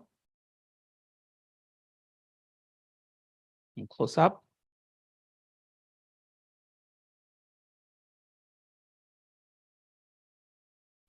And conductors. And so the illustrations that we have of the conductors is still being worked out. And so it just gives you a sense of what we're thinking of in terms of how they would be displayed. Each of the conductors will be facing north or would be facing the sculpture to sort of make that connection. They would be embossed and etched and also perforated steel. On the back, there's a repeat of the 8-point star in sort of quilted patterns. And these components will be facing south to sort of make the connection between the two pieces again. And this is a more illustrative component. And in terms of the placement of the conductors and who they are, this is Mary Lyon, and she'll be on the northeast corner of the plaza. And again, the placement or the image will be facing north and the back will be facing south. Willis Hodges is on the southeast corner. And give you a sense of the relationship between the conductors and True North in the background. And James Gloucester on the northwest corner. And he lived at this intersection, so it made sense to have him there. And the Truesdales at 227 Dutfield is where their markers will live. The marker will live. Okay. And structure and engineering, I'm not going to go deep into that. If you have any questions, we'll have answered, but you get a sense of how it's built in terms of the V-shaped support with the dome and very small footings. This gives you a sense of the amount of perforations in each of the panels. Get a sense of that. And where the piece is located within the plaza.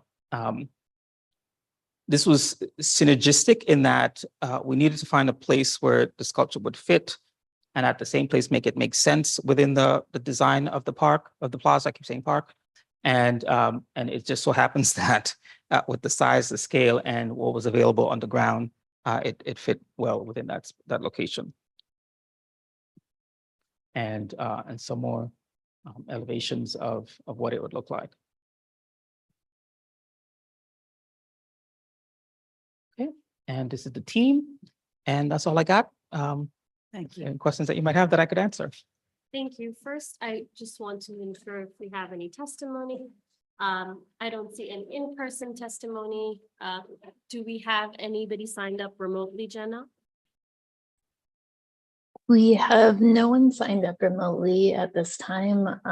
Is anyone within the Zoom room here to testify? If so, please use the raise hand feature in Zoom.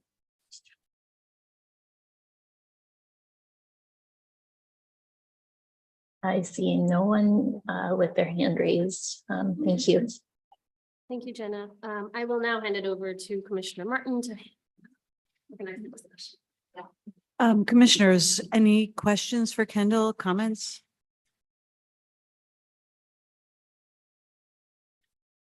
Isabel. I understand the work is still very much in progress in terms of tectonics. Beautiful work, by the way. I just want to just highlight that the relationship of the columns of the structure and how they meet the benches or the planter edges or the paths, they're all very, very tight right now as shown in plan. And as the work progresses, I would like to challenge the structural engineer a little bit to see what they can do to achieve perhaps a more slender way to come to the ground or to redistribute those columns perhaps in an asymmetric way. I know right now they're creating a perfect triangle to have a better relationship with the paths. There's an image you showed, if you don't mind going back to the plan, the one that showed the utilities, this one, the one on the lower right. Yes, it's kind of in the middle of the path and creating a very small pinch point between the edge of the planter and the column. So again, I know it's very preliminary, but I would just ask that there's a little bit more precision perhaps on jiggling of these elements, that they better fit within the context of the park and they really work with each other as opposed to feeling superimposed and perhaps something that came in after the fact. Yeah, we will investigate that. Thank you. I understand.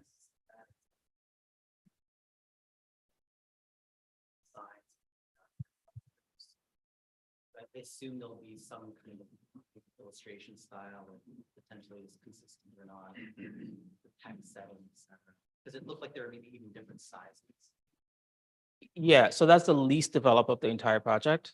And it was that part was incorporated to really respond to what a lot of the community wanted in terms of visual representation of who the abolitionists were. And so we wanted to put something in there so let you know that it's coming, but this is going to be developed font size is going to be uniformed and all that. We're going to be developing that much further.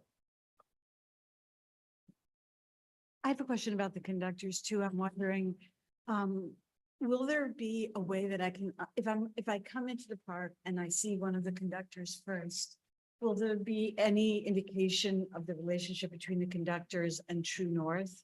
How are, like, is it the artist's intention that those be understood as one piece? Yes. So one of the things that we will be doing is we're lucky to have on this project a maintenance partner with Downtown Brooklyn Partnership, and try to figure out how to both connect the two, but provide more information besides what will be on those signposts. Yeah, columns. on the columns. Right, right. So these are the things that we'll be thinking about. In terms of the placement, initially, right now, the placement is you sort of see the each of the individual conductors are as you face them, Yeah. you sort of see what they're referencing in the back. There is the constellation that will be perforated within the background. That's connected to that. So it's subtly connecting right now, but take into account, make it more pronounced perhaps. So that's something we'll be thinking about. Would that be something that the artists would want to control, that relationship as opposed to the partnership? Definitely. Right. Yeah. So whatever happens with Downtown Brooklyn Partnership will be as a result of the conversations with Kenseth and how much more information to be provided. Right, but my question is sort of like, will that be something that will be part of the artwork itself? Or is it something that's like signage separate and apart from? Is that the question that you haven't answered yet? Maybe I'm. Yeah, I haven't answered that question yet. Okay. Yeah. Okay, got it. Thank you. Okay. So, anyone else? Lori? I was thinking these larger. Very elegant. Mhm. See it realized. It's great. Okay, very elegant and very interesting to see it realized. And I know, I just look at it as conceptual still, right? Is it structural engineering? Oh, yeah, hi. So I was just curious, and I know it's conceptual. The relationship between the columns, you see the truss through, and the dome. And then, because it's a shell, it's kind of a metal, it's a steel shell, Correct. makes it strong, but then, You're thinking of where the dome and the columns meet. right, how do you, what's the detail there? Currently, You'd be looking forward to that as we move forward. yeah, the intention is to effectively create a tension ring at the perimeter and base of the dome in a way that is pretty discreet and kind of enclosed within that dome shape, but there will effectively be like a steel ring beam So that it'll is be very, something we don't see yet. yes, it just will look like part of the dome, but like a custom plate shaped tension ring that, So that'll be right inboard. Yeah. right, so it'll be like at the tip of the, yeah, it'll be basically a triangular shaped structural member that creates the ring all the way around. So it'll just appear to be part of the dome, but will effectively actually be a tension ring. So we'll see it next. Yes, yeah, it's not drawn out at this time, Yeah, there's an example. Yeah, so that's, I'm just looking for, that's what, yeah. definitely, yeah. I Yeah, appreciate that. and I would be curious if, do the columns need to meet that ring like flush, or can there be a little bit of an overhang? Maybe from the cladding itself? To kind of, I guess where I'm going with this is to let the dome be the main element you see, kind of make it feel floating, and to minimize, and then exactly, and to minimize that connection with the columns, maybe hide it a little bit on the shadow line. So that the dome is really what you read. Yeah, currently we have the edge of the dome and the columns kind of being concentric, but perhaps we can alter that design and the approach and the detailing so that the columns are a bit inboard and the edge of the dome kind of overhangs and creates that effect that you're describing. Well, I guess just further on that point, just so, since the artist isn't here. Right, yeah. Yeah, I wouldn't want my structural engineer to run away from the project. Yeah. So, and I know you guys are great engineer, so like, just curious about what that relationship would be. Like, Yeah, there- the artist would be the relationship, edge of the dome, the ring, and the structure. Yeah, exactly as you're saying, there's a lot to be kind of decided and determined for the artistic impacts of what you're describing and asking. And engineering wise can be achieved. So that would be a great thing to kind of focus in on. And the last comment on engineering, I know is highlighted here, but since you're here, is just to make sure that the angle of the columns clear all ADA requirements and don't necessitate a cane guard, because I think that would really take away from the beauty of the structure. Agreed. That was a point of study with the architects. So definitely on the radar. Okay, anyone else? Thank you. Okay, so I want to summarize by saying, Kendall, thank you for presenting for the artists. This is an important work, not just for the city, but for the nation, and calling attention to this story that's not really told very well, as well as it should be as part of our history. So prior to taking the vote, I want to note that we would ask that the artist and his team consider the column in its relationship to the path and the circulation, also the tectonic aspects of it, how the tension ring is detailed, and the angles of the columns. So those are things to look at in the next iteration. Then design of the conductors. Manuel raised the iconography on the surface of them and how they're going to be designed, which you acknowledged. And finally, the relationship of the conductors to True North, those three things to look at them in the next iteration. So with that, I will now take a roll call vote on item 28833. Commissioners, when I call your name, please state your vote. Isabel Castillo, Approve. Lori Hawkinson, Bill Heinzen, Karen Keel, Carrie Maloney, Approved. Manuel Miranda, Approved. Meryl Tisch, approved, Jimmy Van Breen. Approved. And I also approve. So let the record show that True North and Conductors is approved, and we congratulate the artists and public art. Thank you.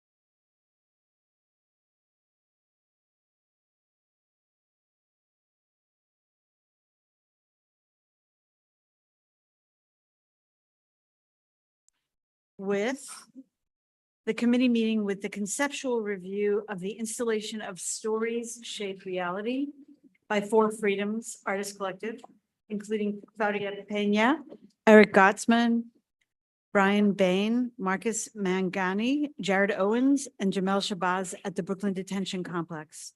We will not hear public testimony or vote on this project today. And presenters, you may begin. Welcome. Thank you. Good afternoon, commissioners. My name is Sergio Pardo. I'm the director of the Present Fire program at Cultural Affairs, and I'll be introducing Eric Gottsman, co-founder of Four Freedoms, artist collective selected for the Brooklyn Borough-based jail present for our commission. I would like to share a few things to give context to this project. The art location for this project is 900,000, and the art locations were selected in agreement with all parties and with the guidance of the sponsor agencies, the Department of Corrections, the Correctional Health Services, and the Mayor's Office of Criminal Justice. All the art locations that were selected were done with the vision of addressing and serving all the communities, the incarcerated community, their families, the staff, and the neighborhood. For this project, we conducted a very thorough and extensive community engagement component, starting with the outreach, informing the elected officials, the borough presidents, council members, and community board number 2.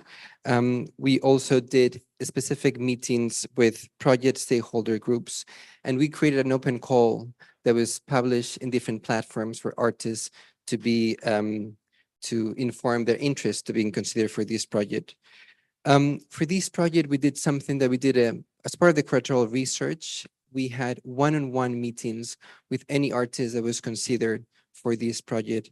And I want to point out that there was a special focus on, when looking for artists, on artists that had lived experience, engaging with the criminal justice system and its impacts, proven record of social engagement work, capable of transforming interior spaces positively, and looking for local or community-based artists. As any permanent commission, it was a double panel that started in September of last year and concluded in December 14th, where 3 proposals were presented to the panel, and For Freedom was selected and granted the commission. On April 24th, this project was presented again at the Community Board 2, and it was presented by For Freedoms, and it received unanimous support.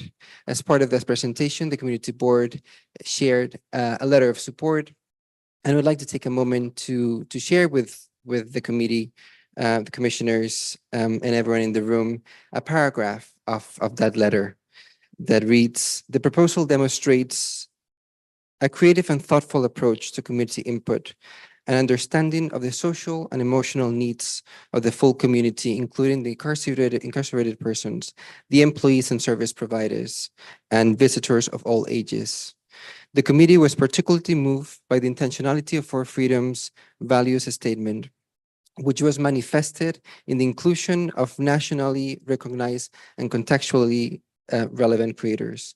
These curatorial choices are culturally sensitive, aesthetically sophisticated, and appropriate for a municipal undertaking of this scale." Thank you.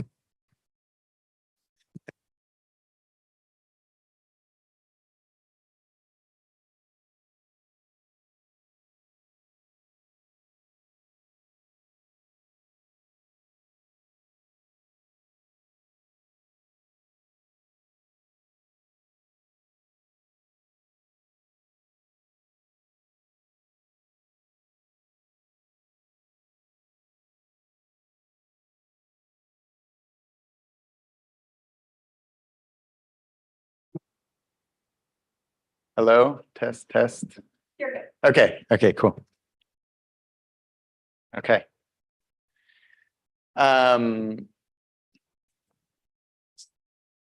Sorry.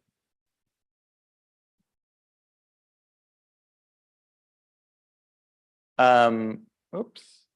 Okay, so a lot of this you already know. I'm going to move very quickly. This is based at the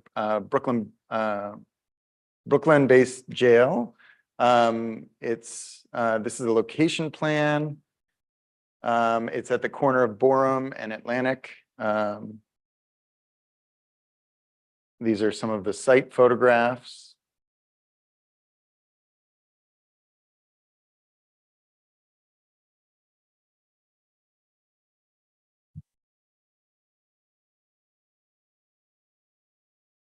Now, this is the existing site plan and the proposed site plan. Here's the new building design. Okay, I'm going to talk about our work at Four Freedoms. Four Freedoms is an artist collective that is based on expanding and deepening civic work, creative civic engagement. We think about art as a form of civic engagement and as a way that, in a sense that all artists are engaging in civic work and all arts institutions are engaging in civic work.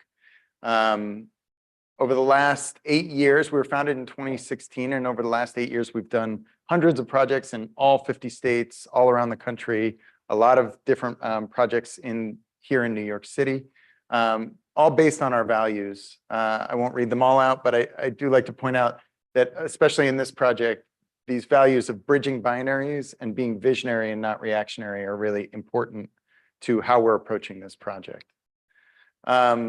Some of our previous work has included making artworks. In this case, we reimagined the Norman Rockwell Four Freedoms images, FOUR Freedoms images, and then we placed them in public. We created like 85 different versions of these pictures to show a pluralist definition of American identity, put them on billboards, in media.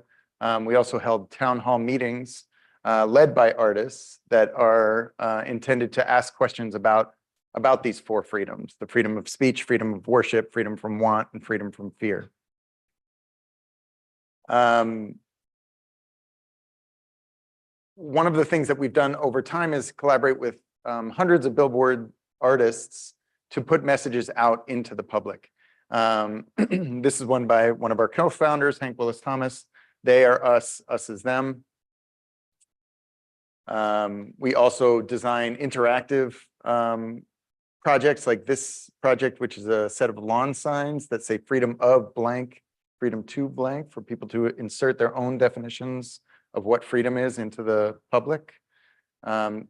This here is a project from, an image from a project that we did in 2022 called Women Life Freedom on Roosevelt Island at Four Freedoms Park, where we invited Iranian artists as well as international artists to display work, and then we also held we also had artworks flying around the city at that time. This is another installation from that project by the Iranian artist duo Icy and Sut. This is Shirin Neshat's installation on Four Freedoms Park at that time as well. We've also thought about what would it look like for artists to intervene in systems. In this case, in 2022, right before the midterm elections, the federal midterm elections, we, in the lobby of the Brooklyn Museum, set up a newsroom and invited artists to broadcast the news, asking the question, what would the news media look like if artists were in charge of it? And of course, we also do exhibitions and installations at museums and galleries all over the country. This is Muna Malik's installation at the Parrish Art Museum on Long Island. So there's a lot of us at Four Freedoms. In this project, it's mainly been led by me and by Claudia Pena.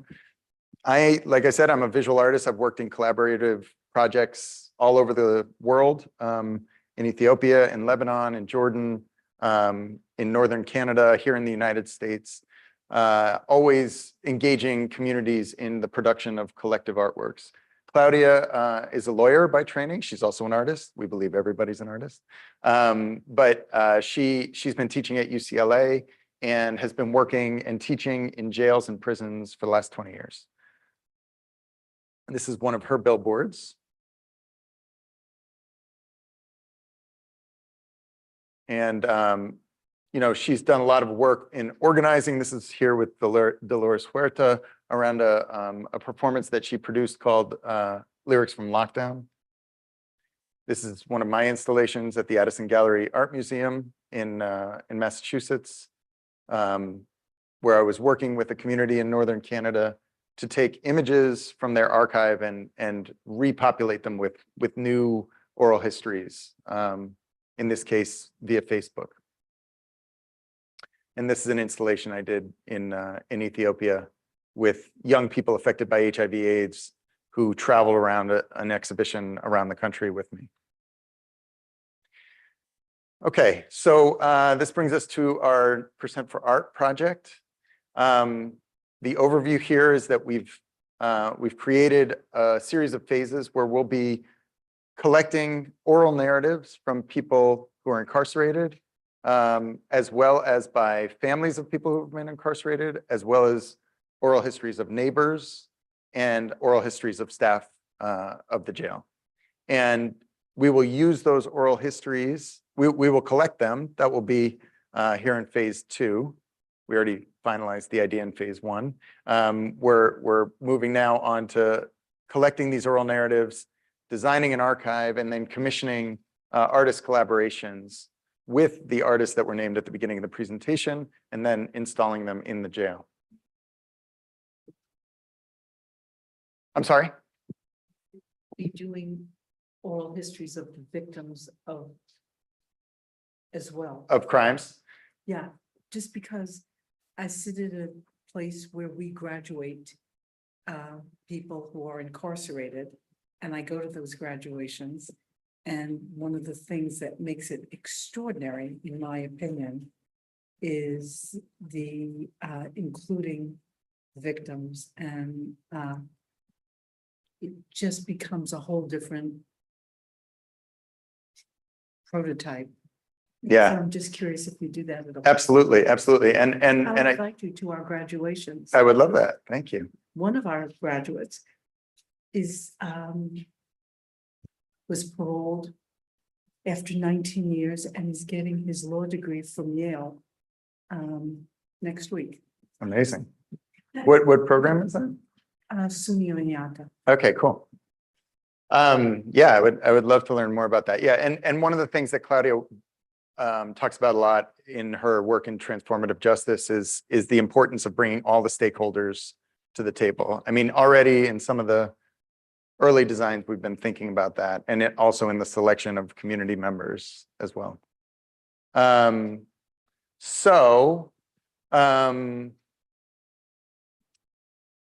Yes, stories shape reality. The idea here is that this is an oral history archive that we will be building with 50 oral histories that we'll be collecting ourselves.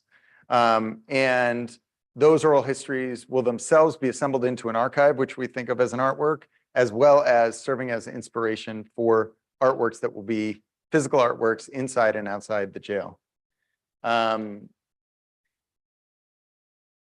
Yeah, oral histories, it's really important for us to start with stories and to be able to use the story as a form of humanizing people that have all these different relationships to this jail.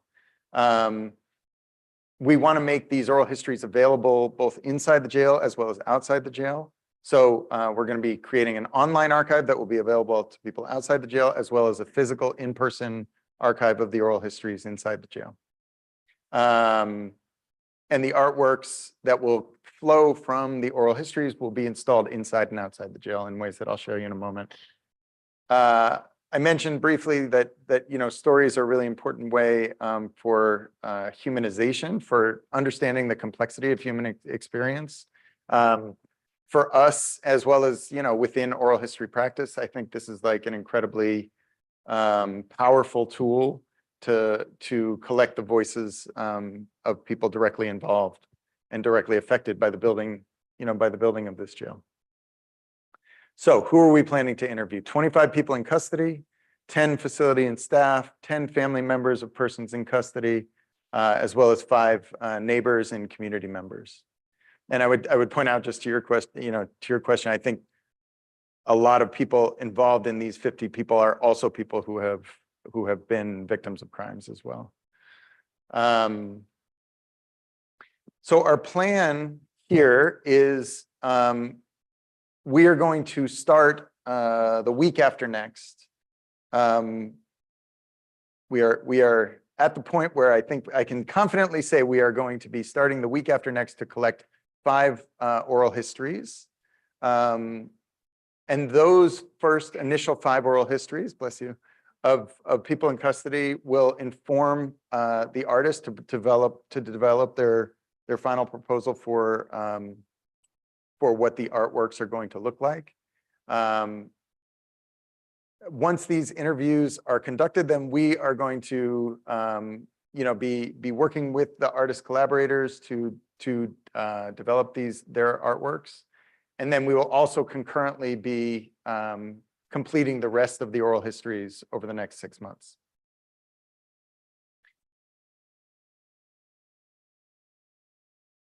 Okay. Yeah, I'm gonna move quickly now. This is just saying that how these oral histories will help the artists kind of inspire them to finalize their installations. So what we've developed is in a lot of conversations over the last several months is a plan for these specific artists to be working in these specific places inside the jail.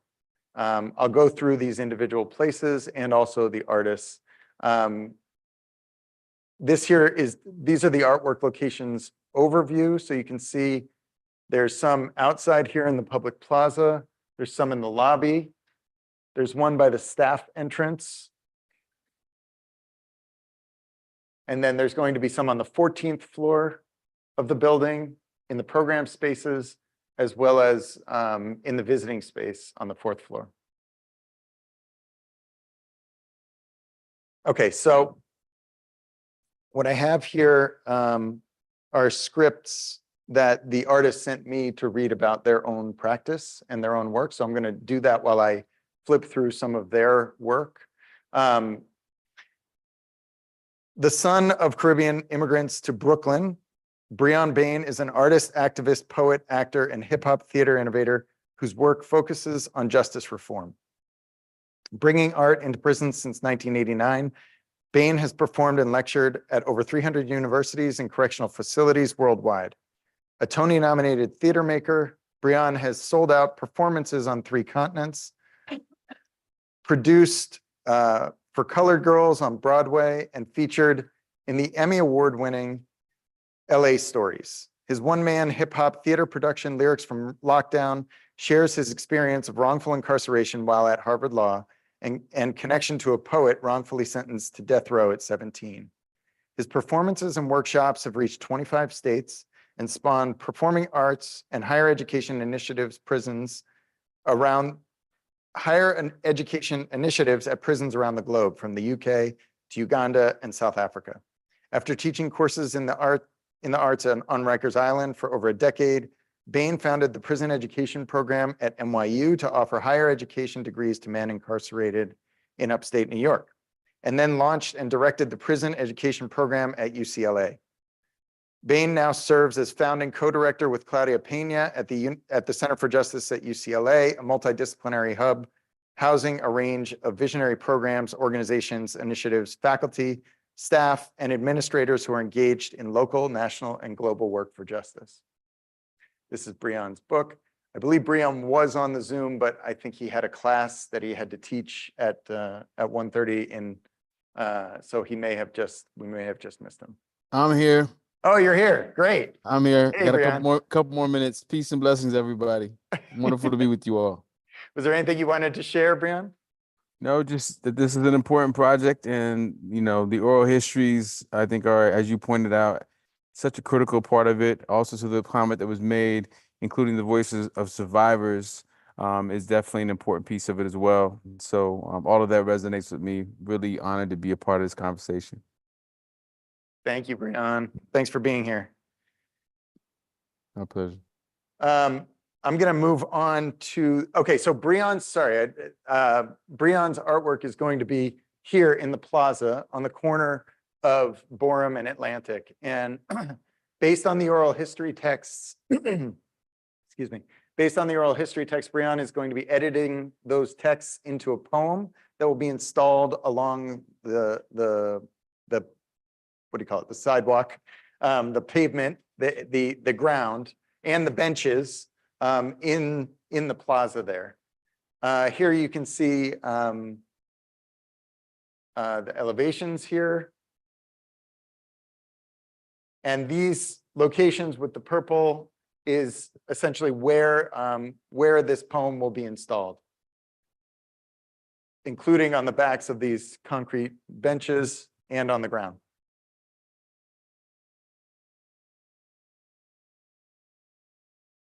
That's another view of the location. Okay. Artwork number 2, this is in the lobby of the jail, in the public lobby. And this will be by Jared Owens. Jared Owens is a New York-based multidisciplinary artist whose practice focuses on bringing awareness to the forgotten slices of humanity that are multitudinous in our society. A self-taught artist, Owens' studio practice is rooted in using materials and references culled from penal matter to create painting, sculpture, and installation. Influenced by his lived experience, each of his choice of materials, colors, and subject matter holds deep meanings. Owens' work confronts the relationship between individual experiences with the carceral system and the ideologies of a civil society.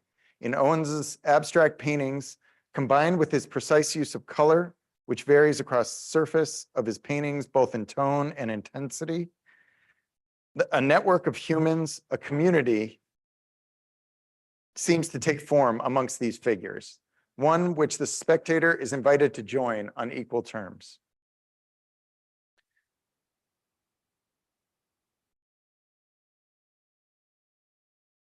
Okay, so this is going to be where Jared's work will be installed here in the lobby.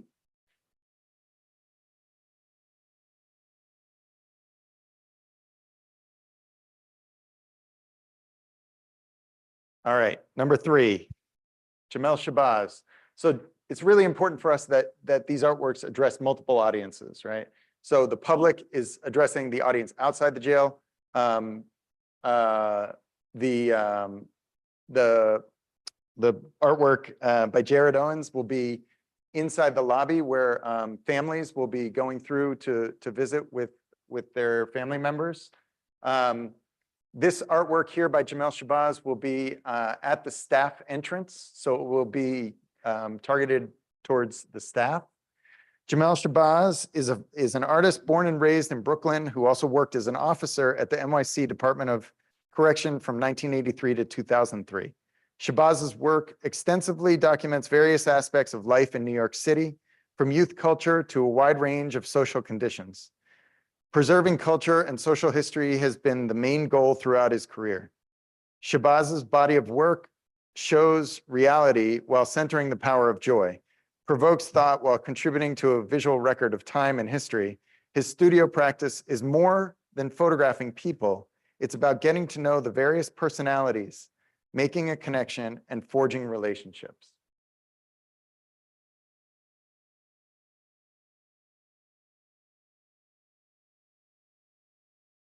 So one of the things that Jamel has created from his archive of photographs is this wallpaper design. He's going to be creating a version of a wallpaper design that will be taken from his installation, from his photographs during his time as a correctional officer on Rikers Island, of fellow staff members, as well potentially as, no, he's not, no. So this will be installed here on this wall on the way in, and you can see it can be seen through the window as well. This is the hallway into the staff entrance.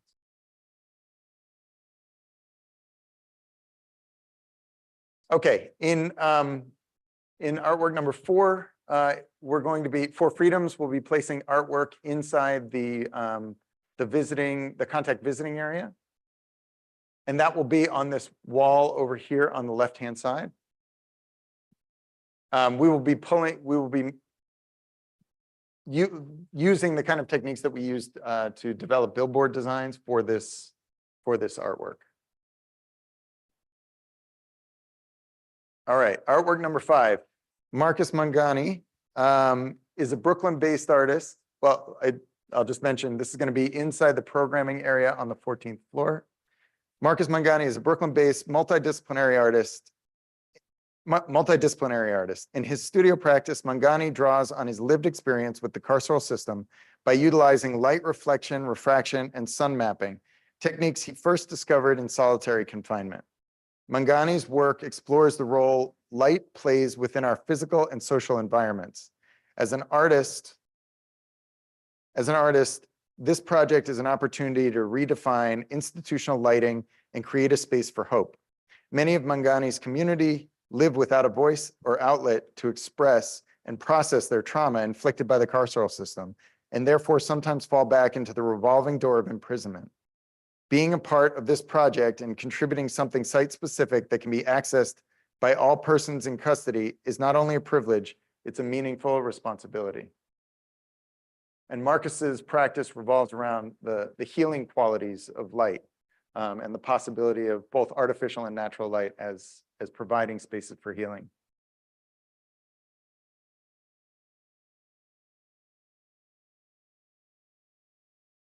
Okay, finally, the last artwork is the archive itself, which will also be held on the 14th floor. I think we're still determining where the physical form on the 14th floor will take place, but we are also aware that there's the possibility of putting digital versions of the archive on the tablets that the people who are incarcerated would be able to access through their tablets. That is all. Thank you. Yeah. Should I stay here? We will move on to discussion as this is a committee, so no testimony. Right, no testimony, that's right. Okay, so commissioners' comments or questions? Go ahead.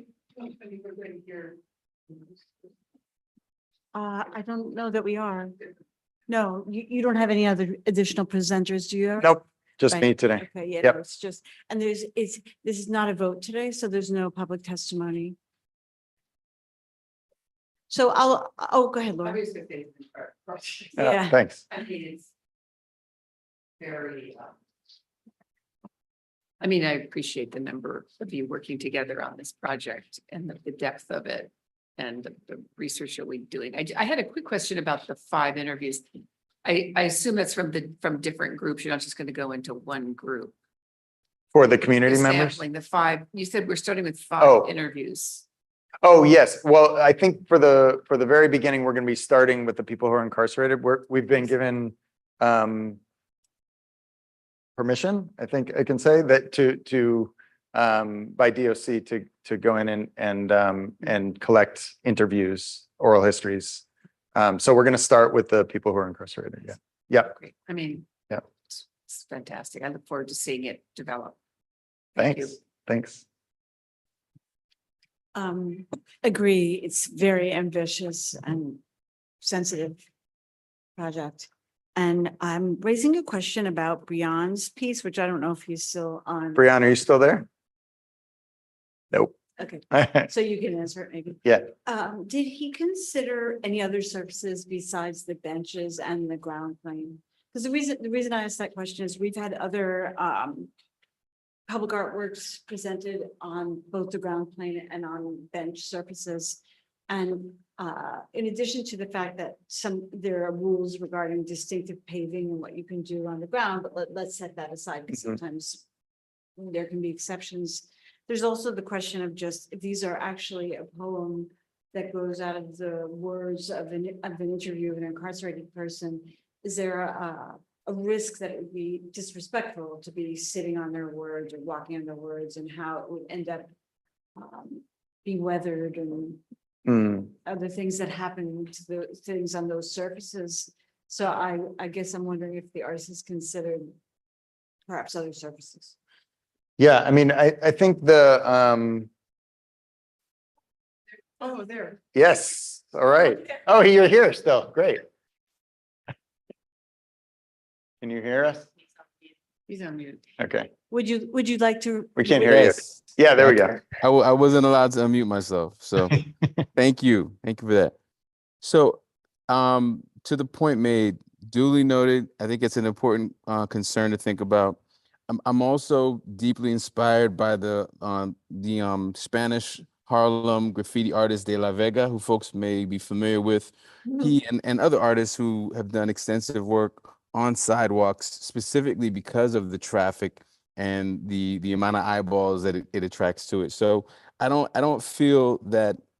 I feel like we're drawing from a rich tradition of sidewalk art that I think is, has kind of been well received and has had a really strong impact. And so I think that's motivating the idea of using the sidewalks. Completely open to thinking about other spaces as well, but we do feel like we're drawing on a rich tradition that has really been effective at conveying a range of messages. De La Vega, among the ones that over 20 years later still sticks in my mind. He had a simple one that said, "Beauty magazines make my girlfriend feel ugly." Um, just simple things, but that were on the sidewalk. And his were done in chalk, and so they ultimately went away. So to have something that is actually more permanently fixed than the chalk that he used, I think will, as he put it, will buy real estate in your mind in a really powerful and provocative way. Well, thank you, and agree. Did you see the exhibition at MCMY, by the way? Oh. Yeah, really amazing. But anyway, thank you for just something to consider, because we've seen that in other artworks, and that can sometimes be an issue with sensitive language, or not language, but stories, like really personal. So just something to consider as you develop the work further. Others? Manuel? Yeah, I think it's a great approach, and but I feel like what we're looking at is very conceptual, very high level. There's no sense of like materiality, for example, like related to this, discussion about this artwork. So I think we have a sense of locations. We have a sense of what the artists have done before, but we're not, looking at anything tangible yet. So I look forward to seeing that in the future. I think the archive, maybe, is it just like a website essentially that's on like an iPad, or is there some, physical aspect to it too, that's more material, whether the public or, the incarcerated population can interact with as well? I think that's another question too. I know there's a kind of budget aspect to that as well. So, I think if there's all this work that goes into the archive, how is that, manifest as an, if that's an artwork, like what is that as an artwork? Yeah. Is it something material? Is it purely digital? So I think for me, there's actually, I appreciate the approach. I feel like, this is a curation that we're looking at, a curatorial proposal, but the, concrete aspects of what the artist, I don't really have, I have a sense of the outline, but not like what it actually is. Yeah. Thank you. Yeah, I mean, I think that's what we're hoping that the oral histories will help come first and inform how these things happen in material space. But yes, point taken. Yeah. One more thing, if I can add, is Yeah. that okay? So I worked for a while with the mural arts program in Philadelphia, which has more murals than any other city in the country.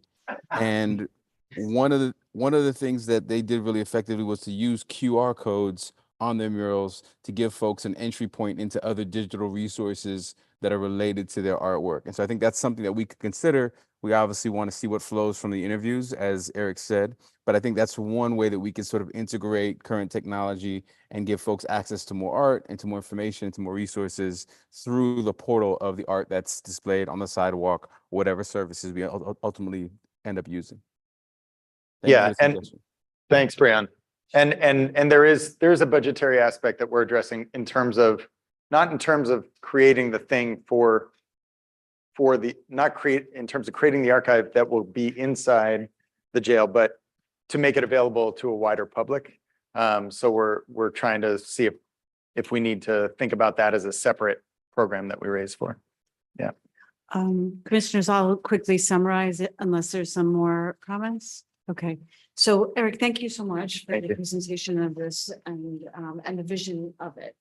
And I want to echo Commissioner Miranda's comment that we understand that this is preliminary. And so just at this preliminary phase, we would ask you to take a look at perhaps including some survivors' stories amongst your stories. And also and the only reason we can really comment on Brian's piece is because we understand it's like a little further along in its development. Yeah. Just to think about the surfaces and what it means to have things on the ground and people sit on them. And then with regard to the rest, we look forward to seeing the next iteration. Thank you very much. Thank you. Thank you all. Okay. Our next and last committee meeting item is the conceptual review of the construction of an annex building at the Horizon Juvenile Center in 560 Brook Avenue in the Bronx. Is the team coming in? Yes. Okay. So that's the budget for this whole project? How is that possible? That can't be the budget.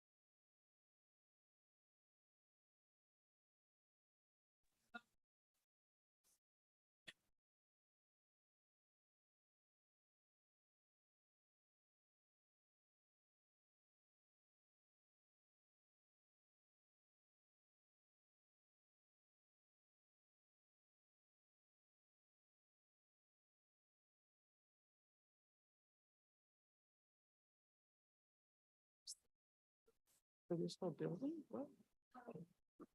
Okay, doesn't sound. This is on. Okay, so as noted, this is our next and last committee meeting item. It's conceptual review of the construction of an annex building at the Horizon Juvenile Center at 560 Brook Avenue in the Bronx. Please note, Commissioner Isabel Castilla is recused and has left the room. We will not hear public testimony or vote on this project today, as it's only at the conceptual phase. And you can begin. Welcome. Thank you very much, Deborah. Can everybody hear me? I just want to make sure I turn on that. I think I can. Okay, so my name is Catherine Vergley. I am an architect at Grimshaw Architects. We are the designers and architects of the Horizon Annex project. As Deborah said,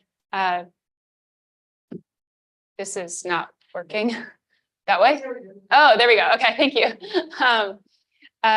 This is the existing Horizon facility. We're providing an extension to the facility. Excuse me, I'm planning, right?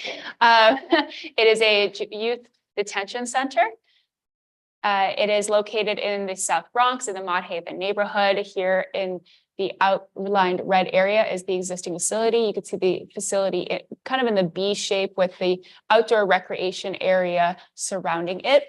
To the north, we have an elevated subway line, and it's also the best view to be able to see into the facility. We have Brook Avenue to the east. This is the primary entrance to the existing facility, and it will remain as such. To the south, we have Burger King and AutoZone. And then to the east, the new 40th NYPD precinct and their parking lot, as well as an abandoned sunken railway, which actually you can see here in the model as well. This is the north on the model if you're orienting yourself. Here is on site, we have the loading and unloading area, as well as the outdoor recreation area, which is where our annex project will be landing. Now, knowing the program and knowing that we wanted to maximize the at-grade recreation area, we knew this building was going to be very tall. It's going to be much more vertical than the existing two-story building. And so we want to make sure it has a positive integration into the neighboring community, showcasing sustainability, greenery. And on the inside, the youth and the staff that are using this facility every day, we want to make sure it's a dignified, normative environment that harnesses community between the youth and the staff, but also incorporating the privacy and security concerns. Additionally, we want to harness those restorative impacts of nature and biophilia through daylight, fresh air as well. And really the program elements that are making up this project are very similar to a higher education building. There's housing, there's medical center, there's dining hall, there's classrooms, there's staff areas, there's recreation. And all together, we've come up with this vertical 5-story structure of the Horizon Annex, which encompasses that primary program.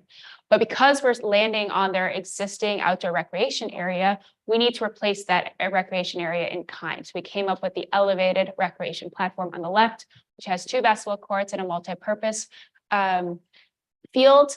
And then you see the annex stacked 5 stories here, with 2 bridges connecting the 2 buildings. Now, before I jump into like plans and renderings, I'm just going to talk a little bit high level about schedule. This is slated to be roughly 5 years, starting because of a emergency declaration, and the youth are in the existing facility the entire time construction is occurring. We went with a phased approach, starting with the elevated platform at the beginning, so that the youth can utilize that space while we're taking over their existing at-grade recreation area. Therefore, the annex then moves forward into construction. And finally, to round it out, we upgrade their existing at-grade recreation area at the very end to a larger multi-purpose area. They are left with a small at-grade recreation area throughout the entire construction process until the very end. So really, this building was designed from the inside out. It's about the program, about the youth, their adjacencies, what they can see in and out of the building, and also the movements of the youth and the staff every day. So this is how we came up with the structure. Just want to highlight a few points here. We have a new commercial kitchen and 3 dining halls compared to their 1 dining hall. Creating a normative environment, we've added in some courtyard spaces off of each of those dining halls, and really allows them, with having 3 dining halls instead of 1, more space that they can actually enjoy their meal rather than just being given the food and pushed out for the next youth group to be able to come through. Another point on the first floor is we have a new staff entrance off of Westchester Avenue, and it directly links into a new staff area dedicated to them. They're just as much in this facility as the youth are. There's fitness, there's locker rooms, there's wellness, there's a lounge, there's an outdoor courtyard dedicated to them so that they can decompress in that space, but also giving them those normative items that they would want to utilize every day. Excuse me, we'll go back here for a second. Lastly, on the first floor, there is a direct connection between the existing building and the annex. It is outdoors, but on the second floor, there is an enclosed bridge connection in the same location. So it is covered on that first story. On the second floor is primarily made up of our healthcare facilities.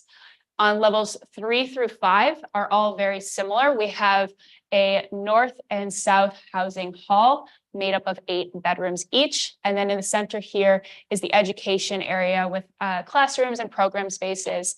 And the connection really between the 2 of them is of the utmost importance. It's a breezeway. It allows fresh air and sunshine to be for the youth. So every time they leave their home, like we do every day, a normative environment, like they would be at going to school, they leave their house, they go to class, they come back, they have to step outside for a moment. Wonderful. Also, right off of the breezeway is a homeroom. It's a dedicated classroom to each housing hall.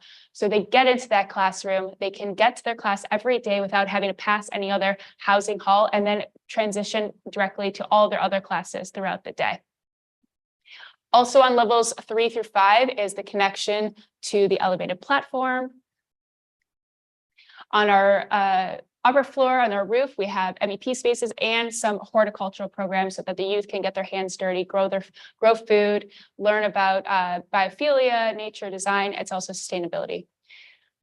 Throughout the building, you'll see we have this 8-foot wood slats banding. This is a biophilic visual to the youth, normative design. We want to, of course, incorporate greenery throughout these wood slats, but really it's a privacy, and it also has a privacy and security implication. It allows the youth to not communicate directly to the public realm below.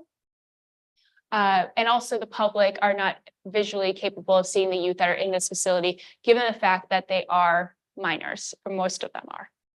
Another thing to point out is this area in between the banding, although has security mesh, it allows the youth to see out of windows that are clear glass. So in this instance, this is a housing hall. It allows them to get a distance to biophilic design and also to the sky above, which is a regulation that we are required for this project. Let me jump to the the zoning. Our building is fully within our zoning envelope. We're not looking to go towards any variances at this time. And to the rendering. So this is the elevated platform in the foreground here with that 8-foot banding, but really it's very transparent, very open to the sky, a lot of fresh air, daylight. It is covered by a slightly open photovoltaic canopy to promote sustainability, offset our energy consumption, and also biophilic design for the community or surrounding, as well as sustainable design for them as well. This is our annex facility in the foreground here. Once again, that 8-foot banding with the housing behind. And you can start to see it here with the shadows. Those are it's a sawtooth facade for the bedrooms, which actually we have a 3 foot by 8 foot clear glass window looking out onto that wood slats green area. And by orienting the facade facing more north, we don't have direct sunlight. And we also amplify that distance between the window and the wood slats and greenery. Also, you'll see here, we are similarly to the photovoltaics on the canopy. We also are looking at photovoltaics on the facade. This is the east facade. We also have it on the west facade. And you can see the glazing here as well. It is frosted glazing, but still to the youth inside, but it's still providing that, that daylight peek through. Some greenery incorporated with the wood design as the greenery begins to grow over the years. So we're not reliant on it. Now here's a view from the elevated subway. This really is the only way you could see into the entire facility. It's a personal favorite of mine. And in the foreground, once again, like this building was really designed from the inside out. The reason why, you know, this building is pushed away from the elevated platform from the elevated subways to minimize acoustics, to amplify as much as possible this outdoor recreation at grade, the building shape and its location driven by those programs and those views and the adjacencies. And in the background, you can clearly see the elevated platform really transparent there. And here are some photovoltaics as well. Greenery throughout as time moves forward. From the inside, this is a typical bedroom. Once again, just amplifying this, that's not me, okay. This 3 foot by 8 foot window, that visual connection to biophilic design, that normative environment that they get to see the sky and direct greenery and sunlight every day. Sorry, move back here. And then also we have a sliding shutter here that provides that gives agency to the youth to be able to block out any ambient light, excuse me. This is the lounge and active area of each housing hall. It's really like a typical apartment. You know, we have our dining room, we have our lounge. We're trying to promote this normative design. We have a terrace, we have some recreation yard, interaction with greenery directly. Perhaps they grow some food there for themselves. And then we're also starting to explore biophilic design with materiality, looking at wood elements in throughout the design. Similar aspirations here in the classroom, big windows, daylights, views, biophilic design. Similarly in the dining room, large windows, they get an opportunity to step outside and eat their meal, interact with the greenery directly. And here we're starting to look into that courtyard space, those dining courtyards here, the bottom left, and then this would be the large staff courtyard where they can step outside and eat as well. And then you're seeing the outdoor terrace spaces of the youth housing halls above. Yes. Place where they sleep. Yes. How many are involved in each bedroom? bedroom? So in each housing hall, there's 8 bedrooms and there's 1 youth per bedroom. 1 youth per bedroom. Yeah, so this is exactly what you see. They get a twin size bed. Really Thank you.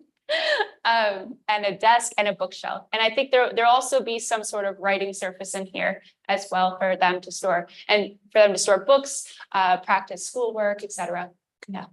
If you didn't have to abide by zoning regulations, what do you think is missing from the facility? What did you not add that you would have liked to have added? Less from, I mean, first and foremost, I would add more recreation to this building and outdoor spaces purely because we are already undersized for the state regulations. We have a variance already for this urban site. So first and foremost, I would try to expand vertically and get more of that, as well as horticultural program as well, promoting a lot of outdoor activities and sustainable design.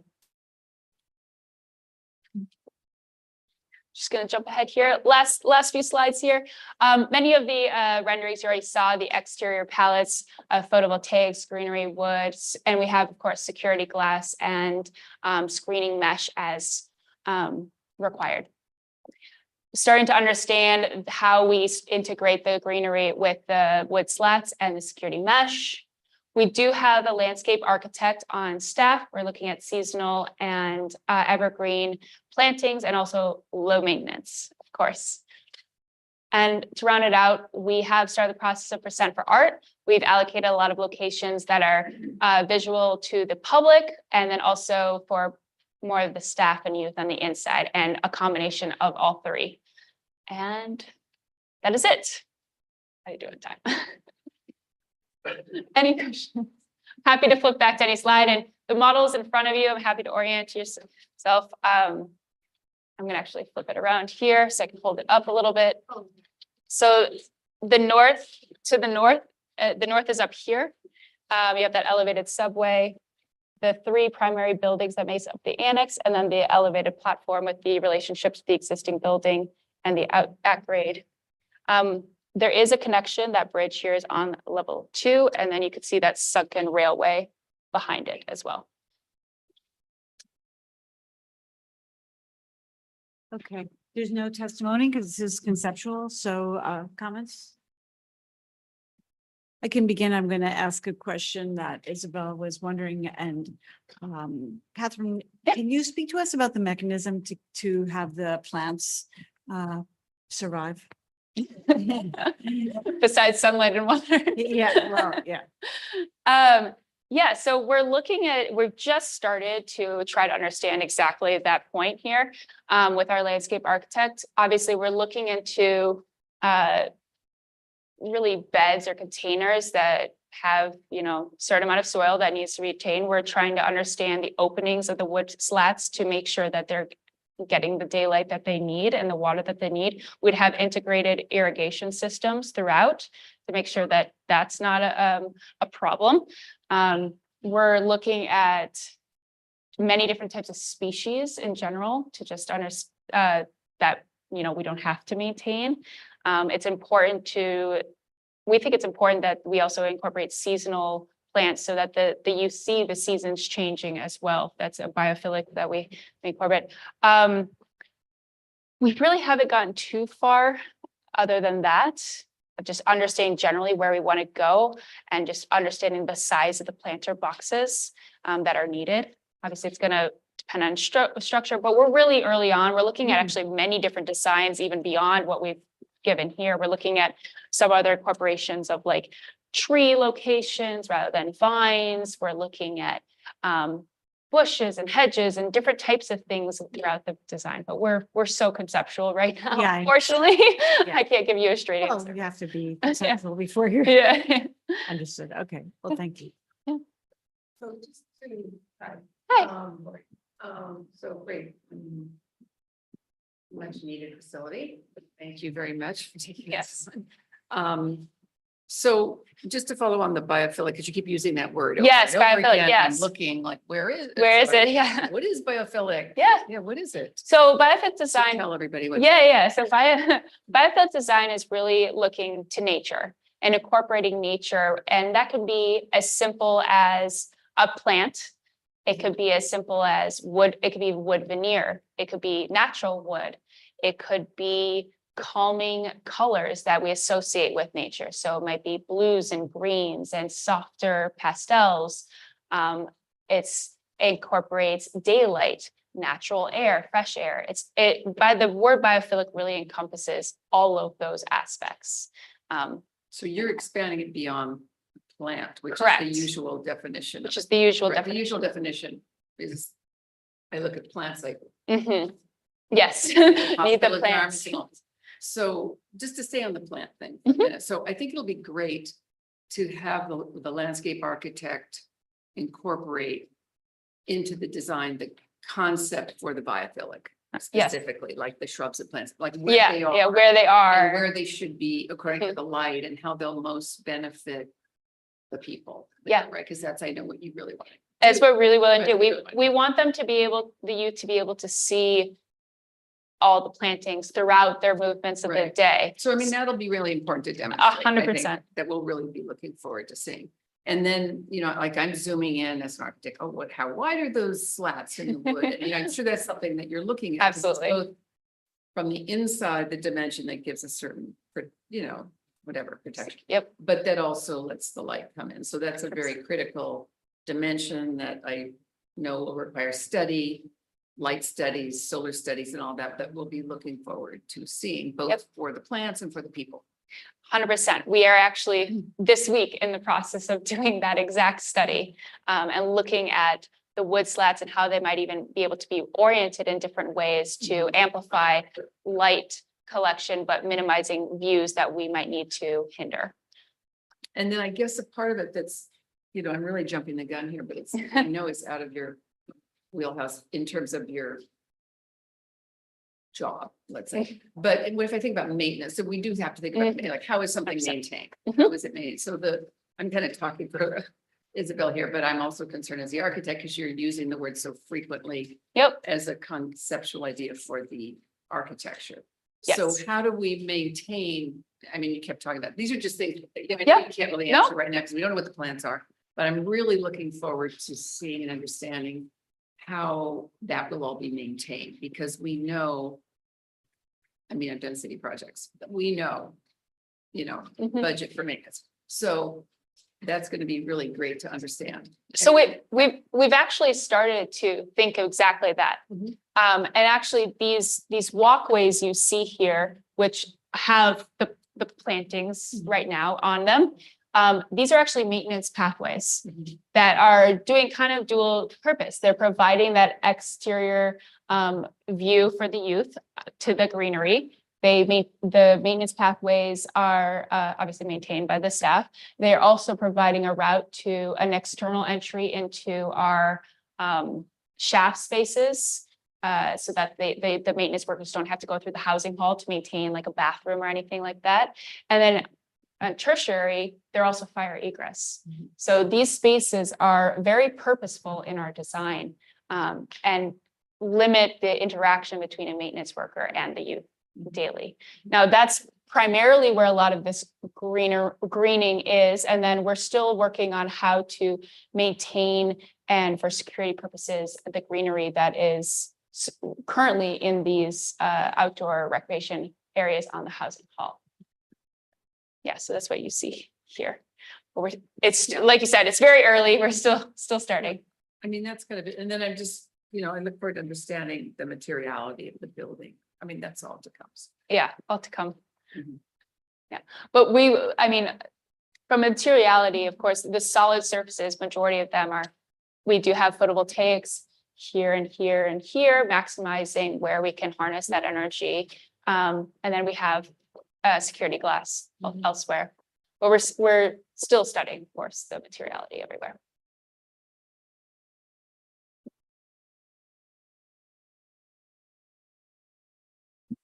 And one other thing is the mesh. I'm interested in the mesh. I mean, because Yeah. all this is TBD, I know, but to understand what the mesh is, Mhm. that'll be around the recreational areas, the density and all that. So 'Cause I know you're trying to bring light, and so just you'll be bringing it to us. And yeah, we can definitely bring in it's samples. security, but it's also So we have, daylight you're talking about. right, we have anti-climb mesh that is required up to a certain height so the youth can't climb up and jump and then jump down and hurt themselves potentially. So above a certain height, we might start to look into even a more transparent mesh. But I have to say, the anti-climb mesh is quite transparent. It really doesn't block. It's the posts that are quite heftier because it obviously has got to be hold up. But every rendering you saw today actually truly had the mesh in there, and it's hard to see it when you're that far away. We're also looking at colors of the mesh to make it disappear as well from a public point of view. Oh, wait, sorry, one last question, Yeah. because you have the MTA there, Yes. and I'm just thinking of acoustics, and you didn't mention acoustics. And Yeah, these so people we've playing and. Right, so we've put the at-grade recreation is existing already. We're just making it bigger. This front building, there's no there's no windows directly on bedroom windows directly on that facade. But we, of course, we're concerned about acoustics and I'm always reminded of what my acoustical consultant says. Mhm. Sound is like water. it bleeds in everywhere. Yeah. If that's how you think about it. Okay, But sorry. I mean, we, of course, we're gonna make the bedrooms Yeah. as, So you the know, glazing and all acoustically. that. The I mean- glazing inherently is very thick because of the security and detention grade. We are primarily a CMU construction as well of this entire perimeter, exterior facade, excuse me. So that will also help in the acoustic factor. We haven't unfortunately done studies yet, but we will absolutely be aware of it. And one thing I forgot to mention towards the sustainability front is we are seeking geothermal for this project as well. It's our goal. Where are you on the percent for art process? So an artist has not been selected yet. We have not gone through the breakdown process of selection. We've just had initial meetings with the Percent for Art team and allocated the areas that we're about to set up another meeting to look at the areas designated. And I believe in July, August, sorry, I'm looking at Elvis, our DTC representative, to start that process of the artist selection. Well, it's a very long process, but yes. Thank you. Mhm. Anyone else? Okay.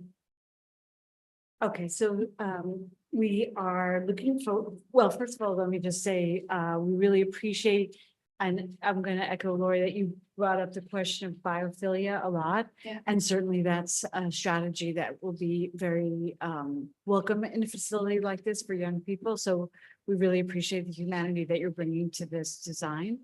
And when you come to us again, which will be your preliminary view, we look forward to basically, you know, as you said, you're at conceptual, like further detailing and materiality. And specifically, it'd be helpful to see the perspective, what does it feel like if I am living there?